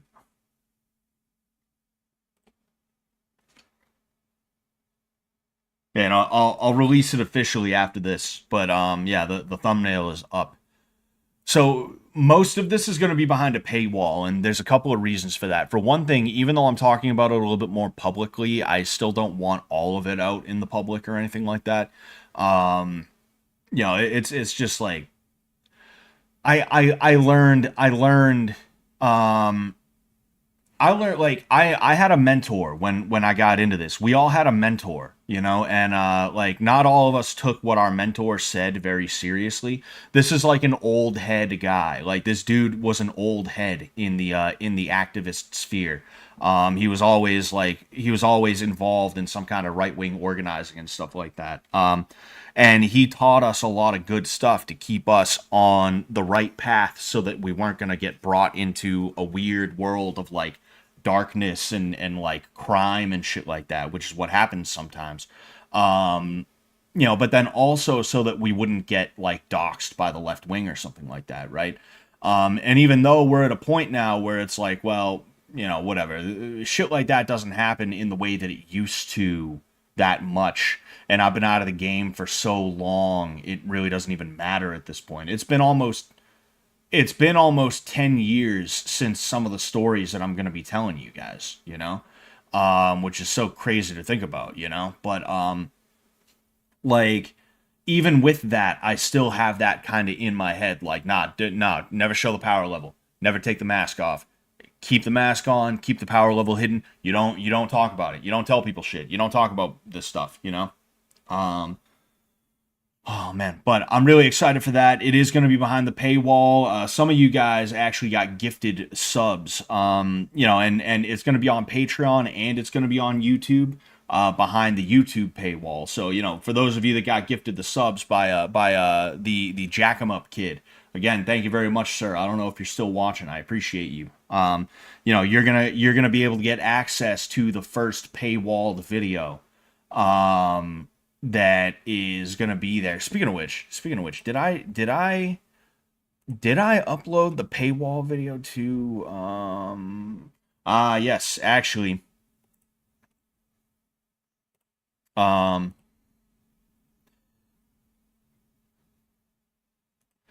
this video right here sort of acts as like an introduction. You know, it sort of acts as an introduction, if you will, to what I'm going to be talking about in the series, you know? So you can actually watch that now. There's nothing too crazy in it or anything like that, but you know. Um uh Sorry, just looking around. I feel like there was like one or two more things that I wanted to talk about that I'm forgetting. It's not like anything too important. This is like kind of housekeeping stuff, you know? Housekeeping stuff that I should have got out of the way in the beginning, but you know, it's not that big of a deal. Um, huh, huh, huh. Would you look at that? Hmm, hmm. Deleted history, 46 subscribers. Okay, so I guess we're helping them out a little bit, you know? 6 views. In the 1800s, scientists used pseudoscience and racism to label the Irish as inferior. This video exposes the false theories, phrenology, and biased research that fueled anti-Irish discrimination in the 19th century. measuring the angle of your jaw. Hold on, let's go ahead. Imagine a scientist observing your face, measuring the angle of your jaw, the slope of your forehead, the colour of your hair, and assigning you a score. A number that doesn't just describe you, but determines where you stand in society. Whether you are accepted, or considered something less. In 1885, British anthropologist John Beddoe created a classification system called the Index of Nigrescence. A scale meant to measure blackness. Wait, so am I a nigrescent? Am I a nigrescent? Among different European ethnic groups. It wasn't fringe science. It was widely accepted, published, and used to draw racial distinctions within white populations. The Irish, according to Beddoe's data, ranked low. At the time, being Irish wasn't simply a matter of nationality or religion, it was racialized. Scientific racism, an attempt to use science to justify hierarchies among human beings, was at its peak during the 19th century. And the Irish were one of its prime targets. Beddoe and other racial theorists studied over 13,000 men, assigning them scores based on physical traits, particularly hair colour. According to his system, red or blonde hair signified higher racial status. Ooh. Ooh. Got 'em, boys. Fucking got 'em. Fucking got your asses. Bow down. And earned a point. Brown or chestnut was neutral. Dark brown hair counted as 1 point against, and black hair counted as 2. Using this method, Beddoe concluded that the Irish, along with the Welsh and Scots, were racially darker and therefore inferior to Anglo-Saxons. The conclusion that the Irish were a separate, less evolved race. They were labelled emotional, primitive, and unfit for self-governance. These ideas weren't just confined to academic journals. They appeared in newspapers. It's funny how like the Irish are known for like red hair, the Scots are known for red hair, and he's like it's almost like he contradicted himself a little bit. I know this isn't like his assertion or anything like that, but he said that blonde or red hair signifies like a higher like racial hierarchy spot or whatever. But like then the Irish, who are known for having a lot of red hair, which like you know, it's not like all Irish have red hair or anything like that. All of a sudden they're inferior. It's just funny how that works. Papers, classrooms, and political rhetoric. British periodicals such as Punch regularly depicted the Irish with ape-like features, long arms, sloped brows, hunched postures. These illustrations portrayed them as violent, irrational, and less than human. This wasn't. Hold up. Portrayed them as violent, irrational, and less than human. Look at our boy right here. Look at that. Wow. It's Homer Simpson, bro. It's fucking Homer Simpson. Holy shit. This wasn't satire as we understand it today. It was part of a wider effort to categorize and dehumanize entire populations. And these views weren't limited to Britain. They crossed the Atlantic. When Irish immigrants arrived in the United States in large numbers, especially after the Great Famine of the 1840s, they were often met with hostility. They were not immediately accepted as white. In fact, many Americans questioned whether they could ever become real Americans at all. Signs that read, "No Irish need apply," were not urban legends. They were real, documented in American newspapers across major cities. Irish immigrants were portrayed as lazy, drunken, violent, and untrustworthy. Oh, man. Political cartoons in the US. Yo, what the fuck? I, like, my eyes were oriented to this quadrant of the... My eyes were oriented towards this quadrant of the screen, just, like, when this popped up. So, just to see, like, if you put your hand up, just to see this was like, yo, what the fuck? The great fear of the period, that Uncle Sam may be swallowed by foreigners. The problem solved. I'm confused as to who this is supposed to be. British ones, depicting the Irish as dangerous outsiders, a threat to the American way of life. One well-known American cartoon of the time depicted Lady Liberty stirring the melting pot, where immigrants from various countries were blending into American society. But in the background, one figure, an Irishman, stood out. He was loud, unruly, and unwilling to assimilate. the message was clear. The Irish were the exception, the group that didn't belong. Despite this, over time, Irish immigrants began to find paths to inclusion. Many joined local police and fire departments, gaining both employment and social influence in cities like Boston and New York. They gradually aligned themselves with existing power structures, including Anglo-Saxon Protestants, despite the fact that most Irish immigrants were Catholic. This political and cultural alignment helped shift public perception. Over decades, Irish Americans became integrated into what was then considered the white majority. This shift reveals something crucial about how race has been historically constructed. It isn't just about skin colour, it's about power, status and belonging. In the 19th century, the Irish were placed near the bottom of the racial hierarchy. But over time, they climbed that ladder. Not because the science changed, but because the politics did. The pseudoscience of phonology, which claimed that skull shape determined intelligence and character. Hold on. What? Pseudoscience of phonology, which claimed... Oh, a gabbler. I thought it said the grabbler. I was like, oh man, that's crazy. That skull shape determined intelligence and character was later thoroughly discredited. But its influence lingered. For decades, it justified discrimination not only against the Irish, but also against Italians, Jews, Africans, and yes, all these Italians here. Other groups deemed other by those in power. Phrenology wasn't confined to private circles. It was taught in universities, written into medical texts, and used by lawmakers. It helped codify the belief that some people were simply born inferior. And for a time, that included the Irish. Today, Irish Americans are fully integrated into mainstream American identity. Most are unaware that their ancestors were once viewed as biologically inferior and racially distinct. But that history matters. It shows that racial categories are not permanent, they're flexible. They can be redefined, expanded, or narrowed depending on the social and political needs of the moment. Race, as it was applied to the Irish in the 19th century, functioned less as a description and more as a tool. One used to divide, to exclude, and to control. Understanding this history isn't just about the Irish. It's about recognizing the systems that have shaped how society views identity and difference. And it's about realizing how easily those systems can shift and be used against someone else. Holy fuck, man. Yo, that one. Holy shit, dude.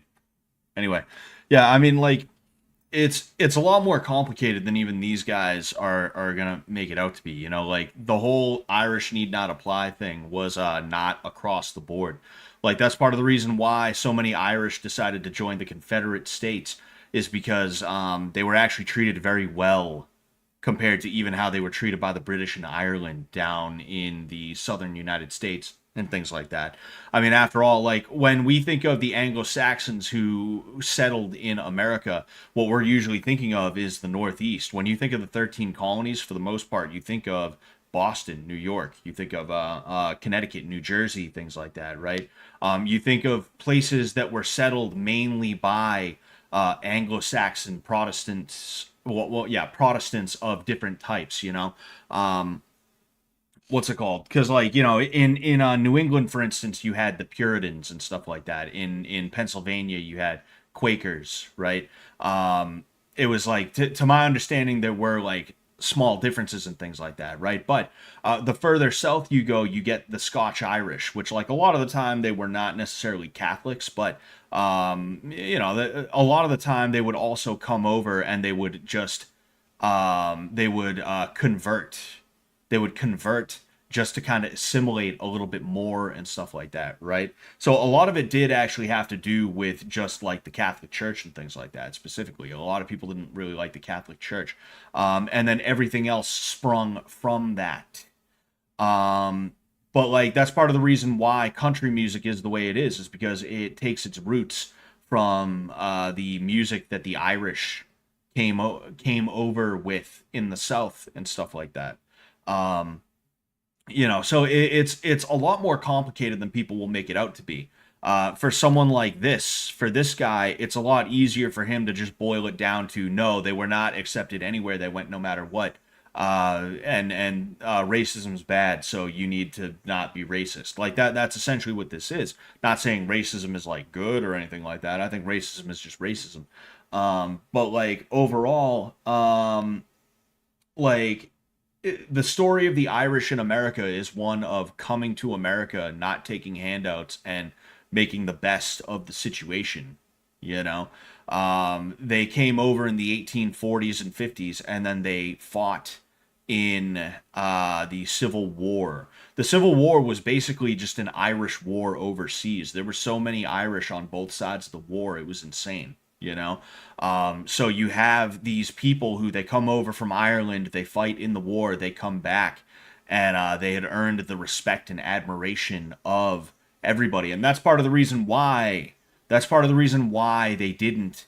That's part of the reason why they didn't mention that in here, is because they didn't want to mention the fact that the Irish came over here, and it wasn't just, oh well, they schmoozed the right people, haha. No, it wasn't just that. It was that they went and they fought to either preserve the Union or, to what the South would say, preserve freedom, right? And because of that, when they came back, both sides of the war, whether you were up north or down south, were like, oh, I heard those Irish boys sure put up a fight in the war. Oh man, maybe we should not fuck with them.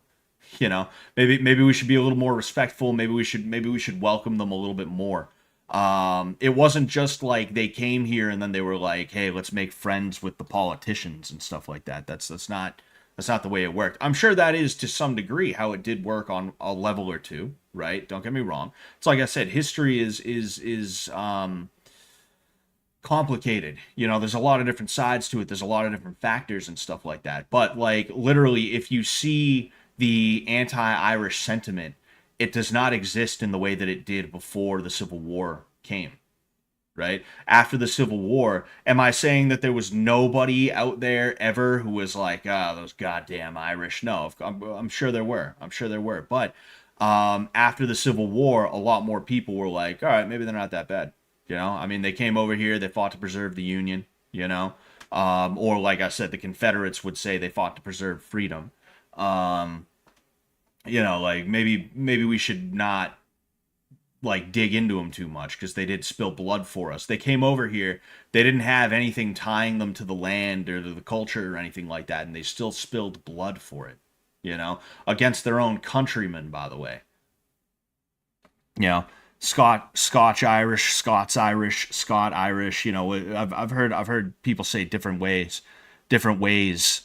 I've heard people say it with different ways and in different ways and stuff like that. You know, man. But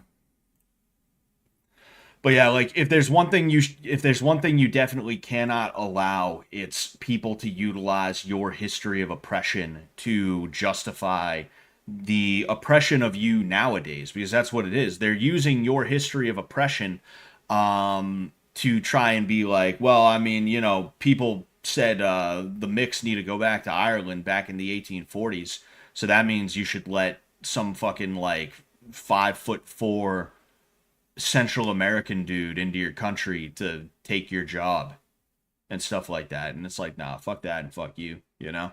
Like when another civil war comes around, if that Central American guy wants to shack up with the pro-America side, you know, if Mr. El Salvador, if Mr. Honduras decides he wants to fight on the side of not genociding white people, then hey, you know what? All right, fine. He's all right by my book. But I highly doubt that Mr. Honduras, I highly doubt that Mr. Guatemala is going to come here illegally and be like, oh, and you know what? I want to fight on the side of good. I want to fight on the side of law and order and no crime and all that other stuff, you know? Fucking, oh, excuse me. You can't even get them to say hello to you in the, like literally I've been to a couple of grocery stores that are staffed mainly by like Central Americans and stuff like that. Every now and again you get a Puerto Rican or something like that, but like for the most part it's Central Americans, people from Honduras, Guatemala, El Salvador, things like that. And like you walk into the checkout lane and they don't fucking say anything to you. They're just like,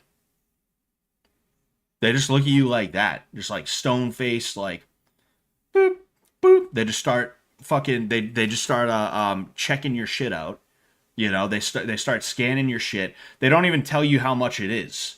They just stop. They scan the last thing. They go boop, and they put it in the bag. Put the bag there, and then they're just like, they go back to looking at you like that. But then if there was someone who speaks Spanish before, right? They'll be like, "Hola, ¿cómo estás?" Blah blah blah blah blah. They're like happy and perky and shit like that. But when you're not one of them, they're like, you can't even get like pleasantries out of them and stuff like that. It's like, yeah, that's the kind of guy I want to see when I go to the grocery store, is the guy who's going to make me feel like I'm a bad guy because I need to buy some eggs. Yeah, that's exactly what I want. That's the kind of person I want taking jobs from me or like my kids or my friends or my family or whatever, you know? That's exactly the kind of guy that I want to have to deal with every single fucking day. Is the guy who's like about being in the best country to ever exist. Yeah, that's what I want to deal with. You know? What's going on, David Adeo? Everyone makes me feel that way. LMAO says Cherry Blossom. You mean feel like the person in the did you mean feel like the person in the checkout lane, the one checking the one scanning the items, the cashier, duh. You know, like, yeah, and like I've worked jobs like that before too. It is soul sucking a little bit, right? It does suck. And you're going to have days where you have bad days, days where you have good days and stuff like that. But it's important to not let the bad days get so bad that you're like being like that. And then on top of that, it's also important that you don't see one person that you don't even know, by the way, but just because they're a certain way, you're like, hey, hey there, hey, hi, hey, hello, hey. And then the next person comes in line and they're like, hey, what's going on? And you're like, boop, boop, boop, boop. Like that, you know? And it's a race thing. It is a 1,000,000% a race thing, you know? Like I remember during COVID, again, like I used to live in an area where they had this grocery store that was like a Latino, like a Caribbean kind of store, right? There was like Latino shit and Caribbean shit there. And like I'd walk in, I'd go there for their steak because they had some nice cuts of steak for cheap. And I can remember it was like way after COVID and way after the mask thing was not in effect anymore. And I'm walking around and I see all these fucking people from, again, that are clearly foreigners that don't have masks on. And I'm walking around, and of course, because it's an ethnic grocery store, they have to have a security guard there. I don't know what it is about these ethnic grocery stores, but they always seem to have a security guard present and standing around. It's interesting. I don't know why it's only in the ethnic grocery stores. I don't know. Your guess is as good as mine. But, like, fucking this dude who is also some kind of Latino, he sees me and he's like, oh, do you need a mask? And I was like, nah, I'm good. And he's like, well, you need a mask if you're going to be walking around here. And I literally looked at him. I was like, nah. And I just, like, went and I started, like, grabbing some shit that I needed. And I walked off. And it was funny. He did that thing that kids do, right? Where like they whine, right? Like let's say you were drinking my Coke, right? You took my Coca-Cola. I bought a 20-ounce Coke, and like I saw you unscrew the cap, and I was like, "Hey, that's my Coke. Don't drink that." And you looked at me and you started drinking it anyway. And I would, like, my response to that would be like, and you're drinking it anyway. And you're drinking it anyway. Like whiny like that. Like, that was that dude's response. He was like, and you're just not even listening to me.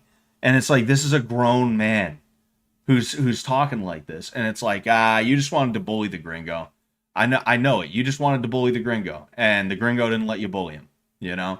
You wanted to say, hey, Hispanics only. That's what you wanted to say, but you couldn't say that. So you decided, no, you need a mask if you want to be here. The other Latinos don't need a mask, but you need a mask, you know? And it's not even just a Latino thing either. Like, my wife would go to the store and the same thing would happen. It's literally like, you have to be their kind of Latino or else they're like, looking at you like that, you know? But like, some fucking like bitch ass security guard, bitch ass rent a cop trying to bully me like I'm the problem just because I'm white.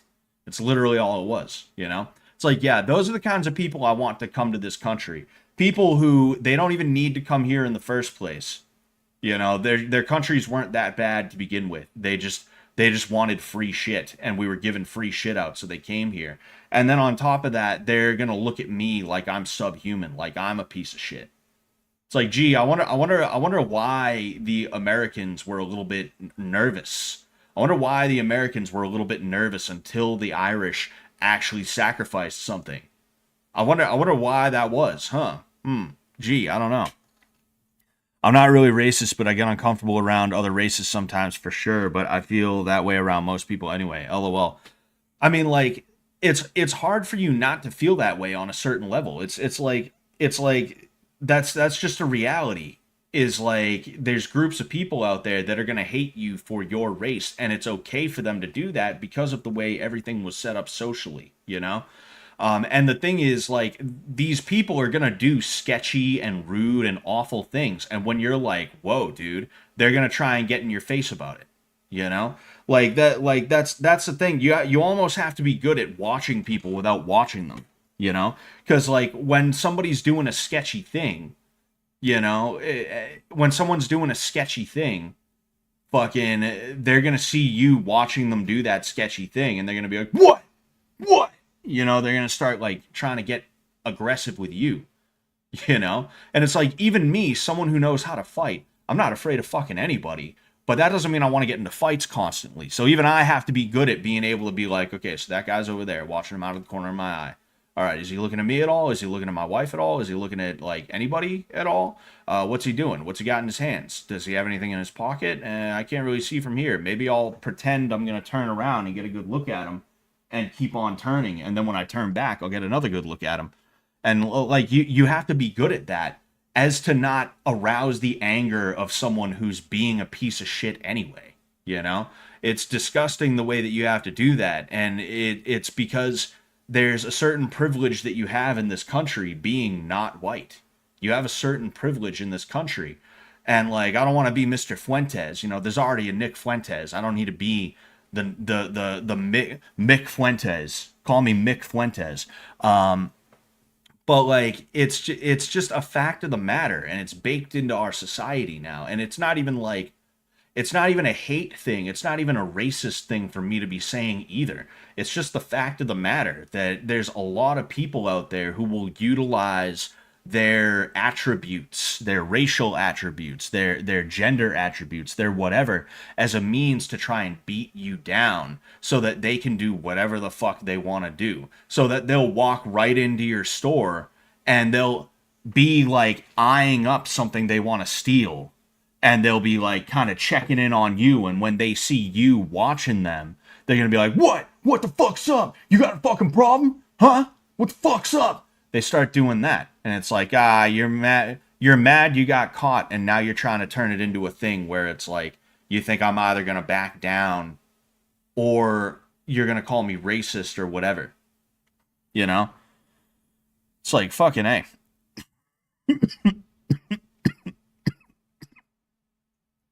Peach Boy official. Man. Man, my sinuses feel a little raw. I hope it's all good. I'm a racist. I love watching all types of races. NASCAR, Derby, F1, etc. Aha. But you can't really be kind of racist. You have to be a full on one, or it doesn't make sense. Yeah. Mr. Genghis asks, Scott, what do you think about the Anunnaki? I don't think about them. I think that was a big thing back when YouTube first started. I remember the Anunnaki and Nibiru, or Planet X, as we've been as we've called it.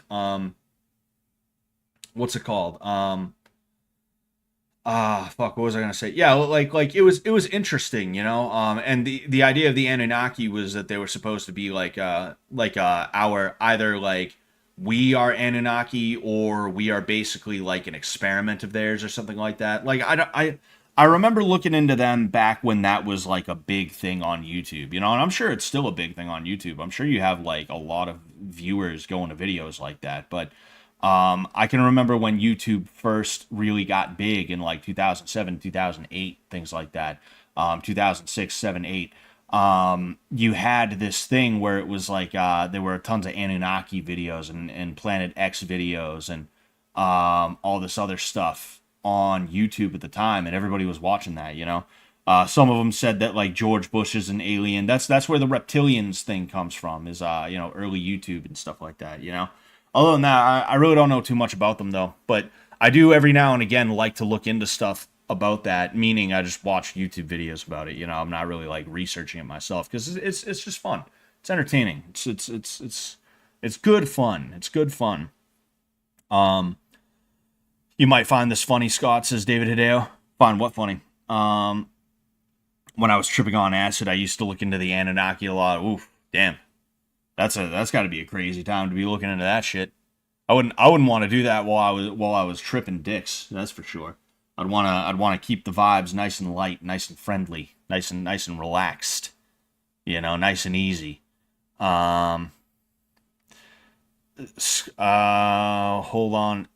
Scott, you and REA need a podcast. I'd listen to that shit all day. When I was talking to REA, I was like, yo, I feel like this would make a good podcast, but I don't think me and REA have schedules that would align like that, I mean, like for a long time I was having trouble even just having like even having a video to upload, and I'm probably going to be back to that to some degree now that I'm going back to work. So it's like I can't 100% guarantee, but I do think it would not be a bad idea. And if I could work something like that out, I think I would. We would have to make sure that we have a structure to it though, because like, and I'm only saying this because REA is aware of the problem, but like REA does have a penchant for talking a lot, and I have a bit of a hard time interrupting people. I don't want to be rude. So like I wouldn't want to be in a situation where he talks for like 45 minutes about something that I know is not like 100% pertinent, or people are not like, they just don't care that much about it and stuff like that. And then I have to be like, yeah, well actually, like when we started talking about the BFS stuff, he started telling his story, and like he got interrupted by like a TTS or something like that. And then he mentioned like, oh yeah, I'm having a hard time I'm having a hard time not he said something like, I'm having a hard time not rambling or something like that. And at that point I was like, okay, now's my chance. Yeah, I mean, if you're having a hard time telling the story, I can tell the story, and I'll start with where I was at the time. So I was affiliated with these guys that were pretending to be Antifa and blah blah blah blah, like that's where I was able to take over. I wanted to talk a lot more about that, but we just I just didn't get the opportunity. It is what it is. That's part of the reason why people don't like me on PKA, is because like Kyle and Taylor and Woody, they have this chemistry, this rapport built up as to where it's easy for them to talk to each other. But me, like I'm still getting used to like oh, like what pisses Kyle off, what pisses Woody off, all that other stuff. If I ever get on there again, like I'll know, like, oh, I just got to steer the conversation, and fuck it, who cares? Just be like, all right, whatever, I'm doing this. Hey, have you guys ever heard of Fredericksburg in Virginia? Hey, I never told these stories before, but I could tell you a couple of activist stories if you'd like, like that type of stuff. Like three appearances on PKA, and I never mentioned anything about Boston free speech. And it's like each time I was on there, I was like, I don't know, maybe I should tell some of the stories. I don't know, maybe I should, maybe I should tell some of the stories, And then there's other stories that I could tell too, that like I was like, nah, I don't know if I want to tell that story, because I don't think people need to know that about me necessarily. I'll keep that for behind a paywall or something like that. Like back during my my days of degeneracy, my ace degenerate days, some of the stuff that I got into, and some of the stories that I have from there and stuff like that, like just being being around people that were not good for me and stuff like that. It's like, as somebody who teaches kids, I don't think it's necessarily like the best thing for me to be throwing out all the times that I did drugs. Yeah, I left all that behind, and now I'm a God-fearing man who tries to stay out of trouble, fails more often than I'd like to admit, but the trouble that I do get into does not include doing coke. It doesn't include it doesn't include popping mollies and stuff like that, you know. It doesn't include the time I went to like a party where certain activities took place, you know, sexual activities took place. Like I don't need it. Like, it's one of those things where it's like, well, it's not that I'm like ashamed of it necessarily, but it's also like, well, fucking, it's like I said, you know, like, I'm 30 years old teaching kids. I'm teaching kids of parents that I bought weed from.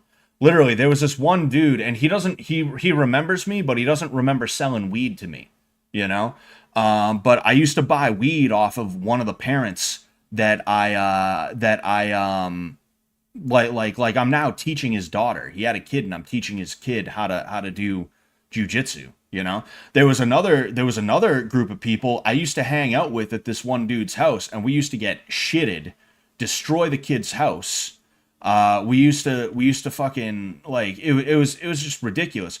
And we also had a beef for like the better part of a year because I sold weed to the chick's sister. It's a mom and a dad, a husband and a wife, right? We all used to hang out together in this big group of people. And I had beef with the wife's little sister. And that beef became a family-wide beef. Because me personally, if my brother was mistreating a friend of mine, I'd go to my brother and be like, yo, dude, what are you doing, man? Like, give the kid his money. If he was nice enough to front you some weed, give him the money. I'd do that. But this chick was like, yeah, no, that's none of my business. So I started flipping at her too. You know, like, and these are people who, they have kids now, and they're dropping their kids off to be taught by me, the guy who a decade before that, not even a decade before that, was like, and I'm gonna fuck up James.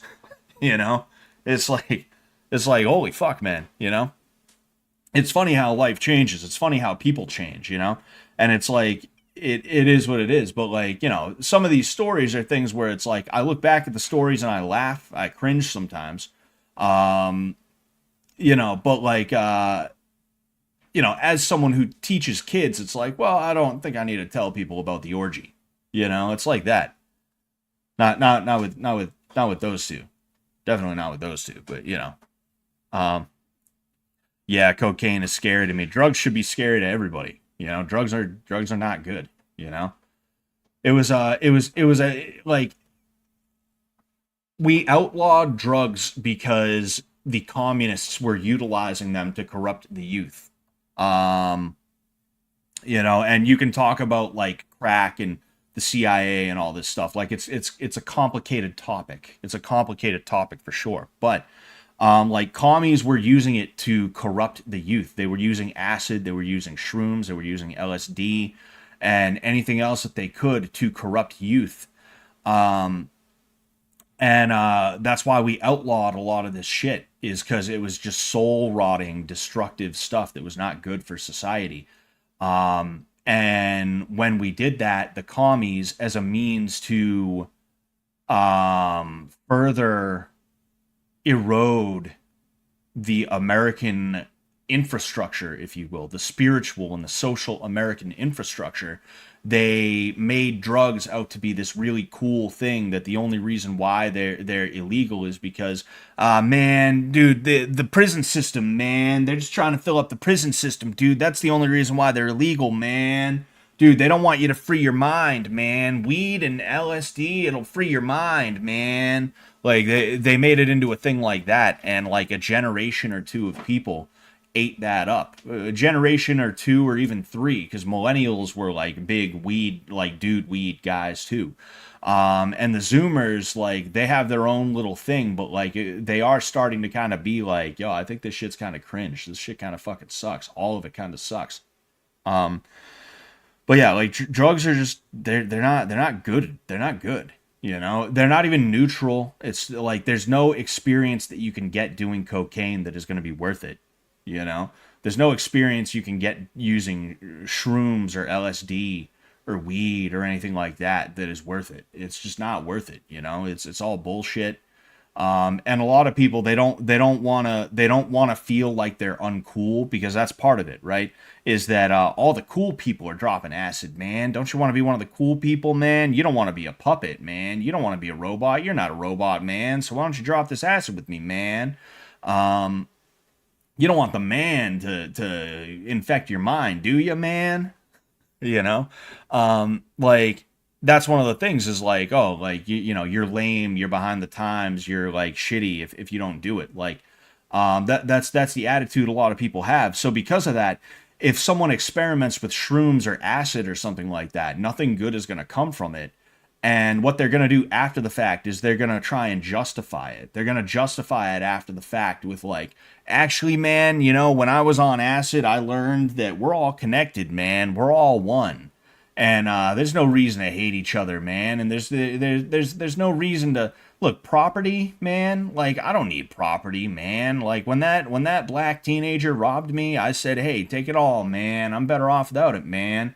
Just don't take my LSD, man, because you know I really like it, and it's good to free your mind, man. Like that's the type of shit that happens. Is it's just after the fact people try and search for something that is not even there in the first place, you know. Every drug should be illegal. Alcohol, caffeine, etc. Whoa, whoa, whoa. Hey, hey, hey. Hey, hey, hey. Take it easy there. Take it easy there. I'm sitting here looking at the booze from last night. Like, I have church in a little while. I can't drink some now. Nah, but like I get what you're saying, Zach, you know.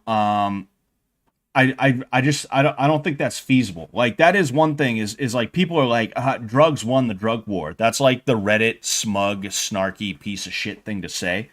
Drugs didn't win the drug war. You're just a druggie. Most people don't do any kind of drug outside of like, you know, oh, they have a mild caffeine addiction and stuff like that, you know? But like overall, I do think it's probably better for the most part to find a way. But then again, I don't know. You see, we're getting into a tough topic here where it's like, well, do we keep them illegal and do we just tell people to fuck off?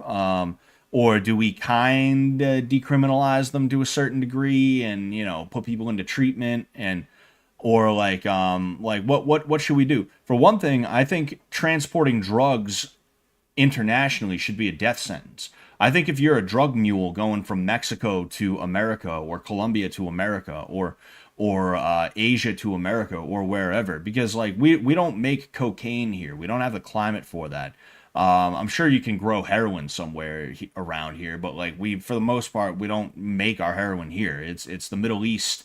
Before that, it was Southeast Asia. They were doing a lot of heroin manufacturing and stuff like that. You know, a lot of the pills that we get that are you know, like our Molly, our oh, excuse me, like a lot of the pills we get in the form of like Molly and stuff like that, it comes from China and other shit like that. Like if you are caught smuggling drugs into the country in that way, I think it should be a death sentence, you know. I also think we should invade Mexico.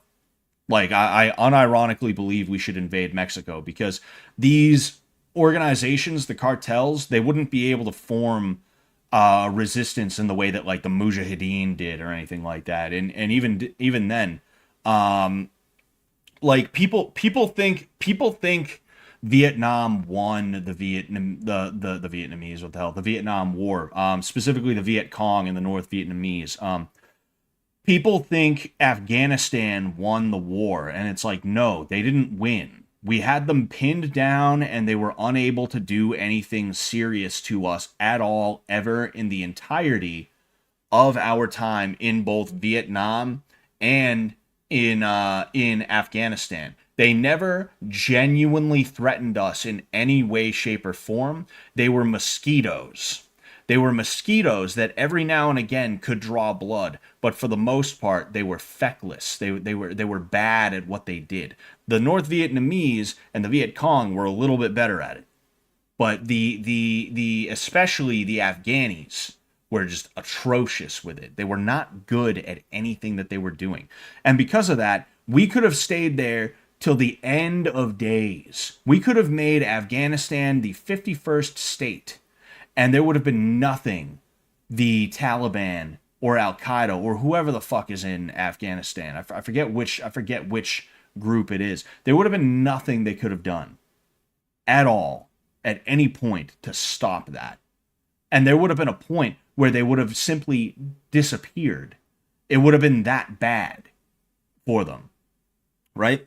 And the idea that we would like invade and the cartels would put up a fight, they wouldn't. It would be the invasion of Afghanistan. It would be the invasion of Iraq all over again. They would crumble over the course of like 2 to 3 weeks, and then any sort of attempt at like guerrilla warfare is just not going to work out for them.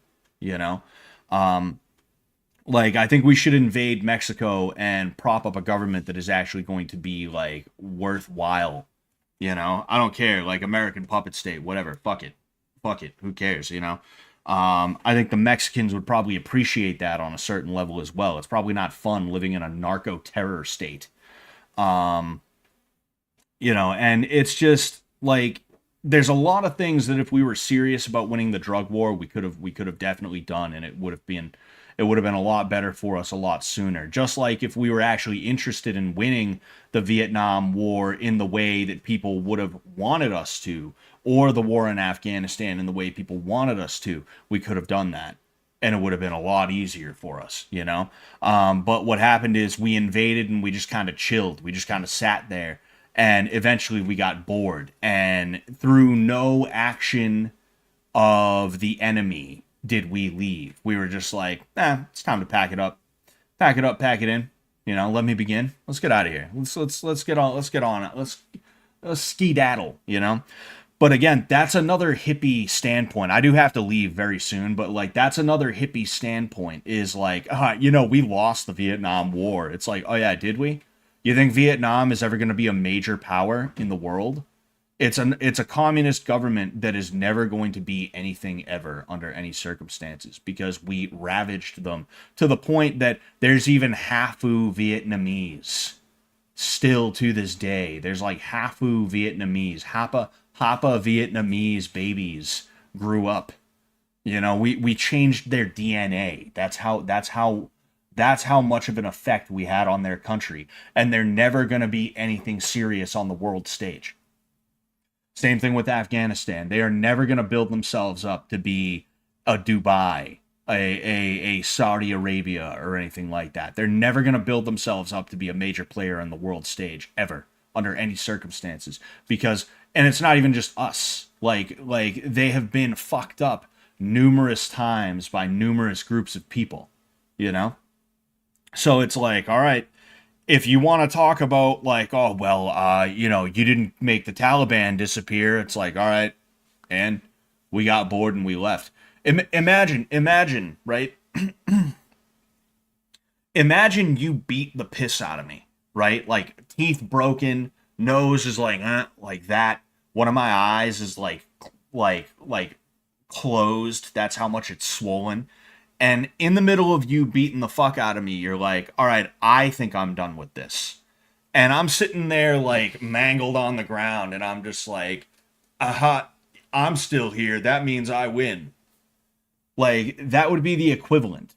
That would be the equivalent of what happened in Afghanistan, what happened in Vietnam, what would happen in Mexico if we invaded and we propped up a government and things like that. But even then, like Mexico was so close, we could supply them consistently. We could make Mexico into a vassal state. And like Mexico would not have the problems that say Afghanistan had when we pulled out, or even Vietnam when we pulled out, stuff like that, you know, because we're literally right there. But you need to decolonize your mind, and when I say that, I obviously don't mean it in the way that some wannabe black revolutionary says it. We were colonized by communists, you know. We were colonized by communists, and you need to decolonize your mind of the racial humiliation. That's one of the things that I talk about every now and again on Twitter and on here and stuff like that. You need to decolonize your mind regarding like the way history went down, where there's this weird belief that like the American empire is falling because we got bored of beating the fuck out of some Asians and some Arabs. You know, you need to decolonize your mind, and you need to stop believing what your history teacher tells you about every little fucking thing, because your history teacher is teaching out of a book that was published by Ghislaine Maxwell's dad. So you're gonna have to excuse me, you know. You're gonna have to excuse me if I look at what happened and I consider a different context that makes a little bit more sense. Because I mean, even now, America is still standing, and we are still the only superpower in the world. Even China cannot hold a candle to us with their manufacturing, and fucking Vietnam is a backwater that nobody ever thinks about. That Afghanistan, only 4 years after the pullout, nobody cares about it anymore. Nobody thinks about it. Nobody's going there other than Miles, and that's because he wants to be Quirk Chungus, Lord Miles, whatever his last name is. Is it Rutledge or something? You know, he only goes there because he wants to be Mr. Quirk Chungus, you know? It's like fucking dumb as shit, man, you know? What's going on, JC? For real, they've allowed the war on drugs to prosper in this country. Subversion, exactly. I feel like regardless of the war, they wouldn't have been. Monsanto made a killing in that war. For real, that's wild. Yeah, oh yeah, you know? And that's part of the reason why these wars did happen, right? Not everything some, like, left-wing asshole has to say is 100% false. Like, and that's the thing, is, like, you need to understand, like, there's an intersectionality. And when I say that, I don't mean, like, intersectionality, like, oh, well, you know, we need the black community and the trans community to come together because there's intersecting issues that they face, and they, you know, we're intersectional feminists now. I don't mean it like that. What I mean is, it's very possible that corporations could have a vested interest in keeping a war going because they supply something to the war effort. And also, politicians on the other side of it are interested in keeping the war going because they have some kind of vested interest in nation building. And there's some guys in some intelligence community that have a vested interest in the war continuing because they're taking drugs and selling it to some fucking whatevers and using the money to fund another thing of theirs and stuff like that. Like in these big productions, it's never just that there's one guy who's like, ha ha ha, yes, I am the evildoer. It's like, no, these guys and these guys and these guys and these guys and these guys and these guys, and then there's these guys over here. They are all taking a piece of that pie for their own fucking bullshit, you know? Like, it's almost like a brainlet conspiracy thing. You know, like when you know someone who, like, they think they're awake, but they're really not. And the closest thing to a subversive take that they have is, it's the corporations, dude. It's the fucking corporations, dude. You know, the rich don't give a fuck about us, dude. It's the corporations. It's the rich. It's the 1%. You know, we're the 99%, and the 1% are fucking us over, dude. Like that guy, like, they can only think about one person being behind it all, when in reality it's a conspiracy between a bunch of different groups of people who all represent a bunch of different fucking institutions or ideologies or anything like that, you know? Oh, excuse me.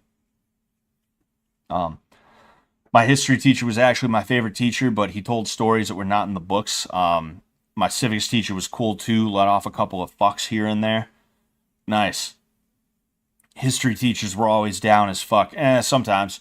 I remember my junior year, there was this dude, he was a history teacher. He was also the JV baseball coach, and he was just kind of a fucking like, he was a fad as well. He was a fad. And he like his thing was that he always got really into the idea of teaching about racism to the point where like the whole year, because it's American history, right? The whole year we have to hear about, yeah, racism, racism, racism, racism, racism, racism, racism. And we get to this point where he's like, he literally like, it's another thing about racism that we're going over. And I can just remember him sitting there and he's like, so yeah, and then this happened because of good old white racism. He literally does that. He's like, because of good old white racism. He does that.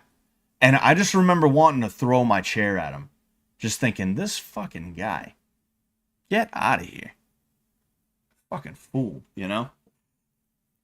What's your church fit looking like, Scott? I don't dress up for church. You know, I think dressing up for church is I mean, don't get me wrong, like I need to lose weight, and that's when I'm going to buy a bit of a better wardrobe. I am currently losing weight right now. It is happening, you know, but like when I get to a stage where I feel comfortable buying new clothes, I'll buy new clothes. But even the idea of like I'm dressing up for church, it's like, who are you dressing up for?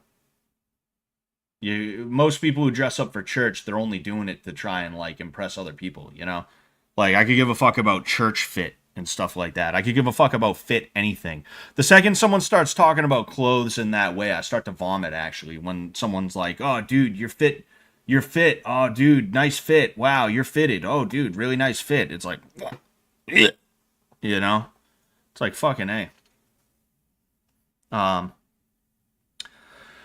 Oh man. But anyway, I do got to get out of here. You know, I got some shit. I got some shit I got to do, and I also got to go to church. So, I will talk to you guys later. It will most likely be Wednesday night because that is the night that I usually stream. But if I can stream before then, I might just say fuck it and I might just go for it. But we'll see. We'll see what happens. I will talk to you guys later. Thank you so much for showing up today. And yeah, till next time, peace out.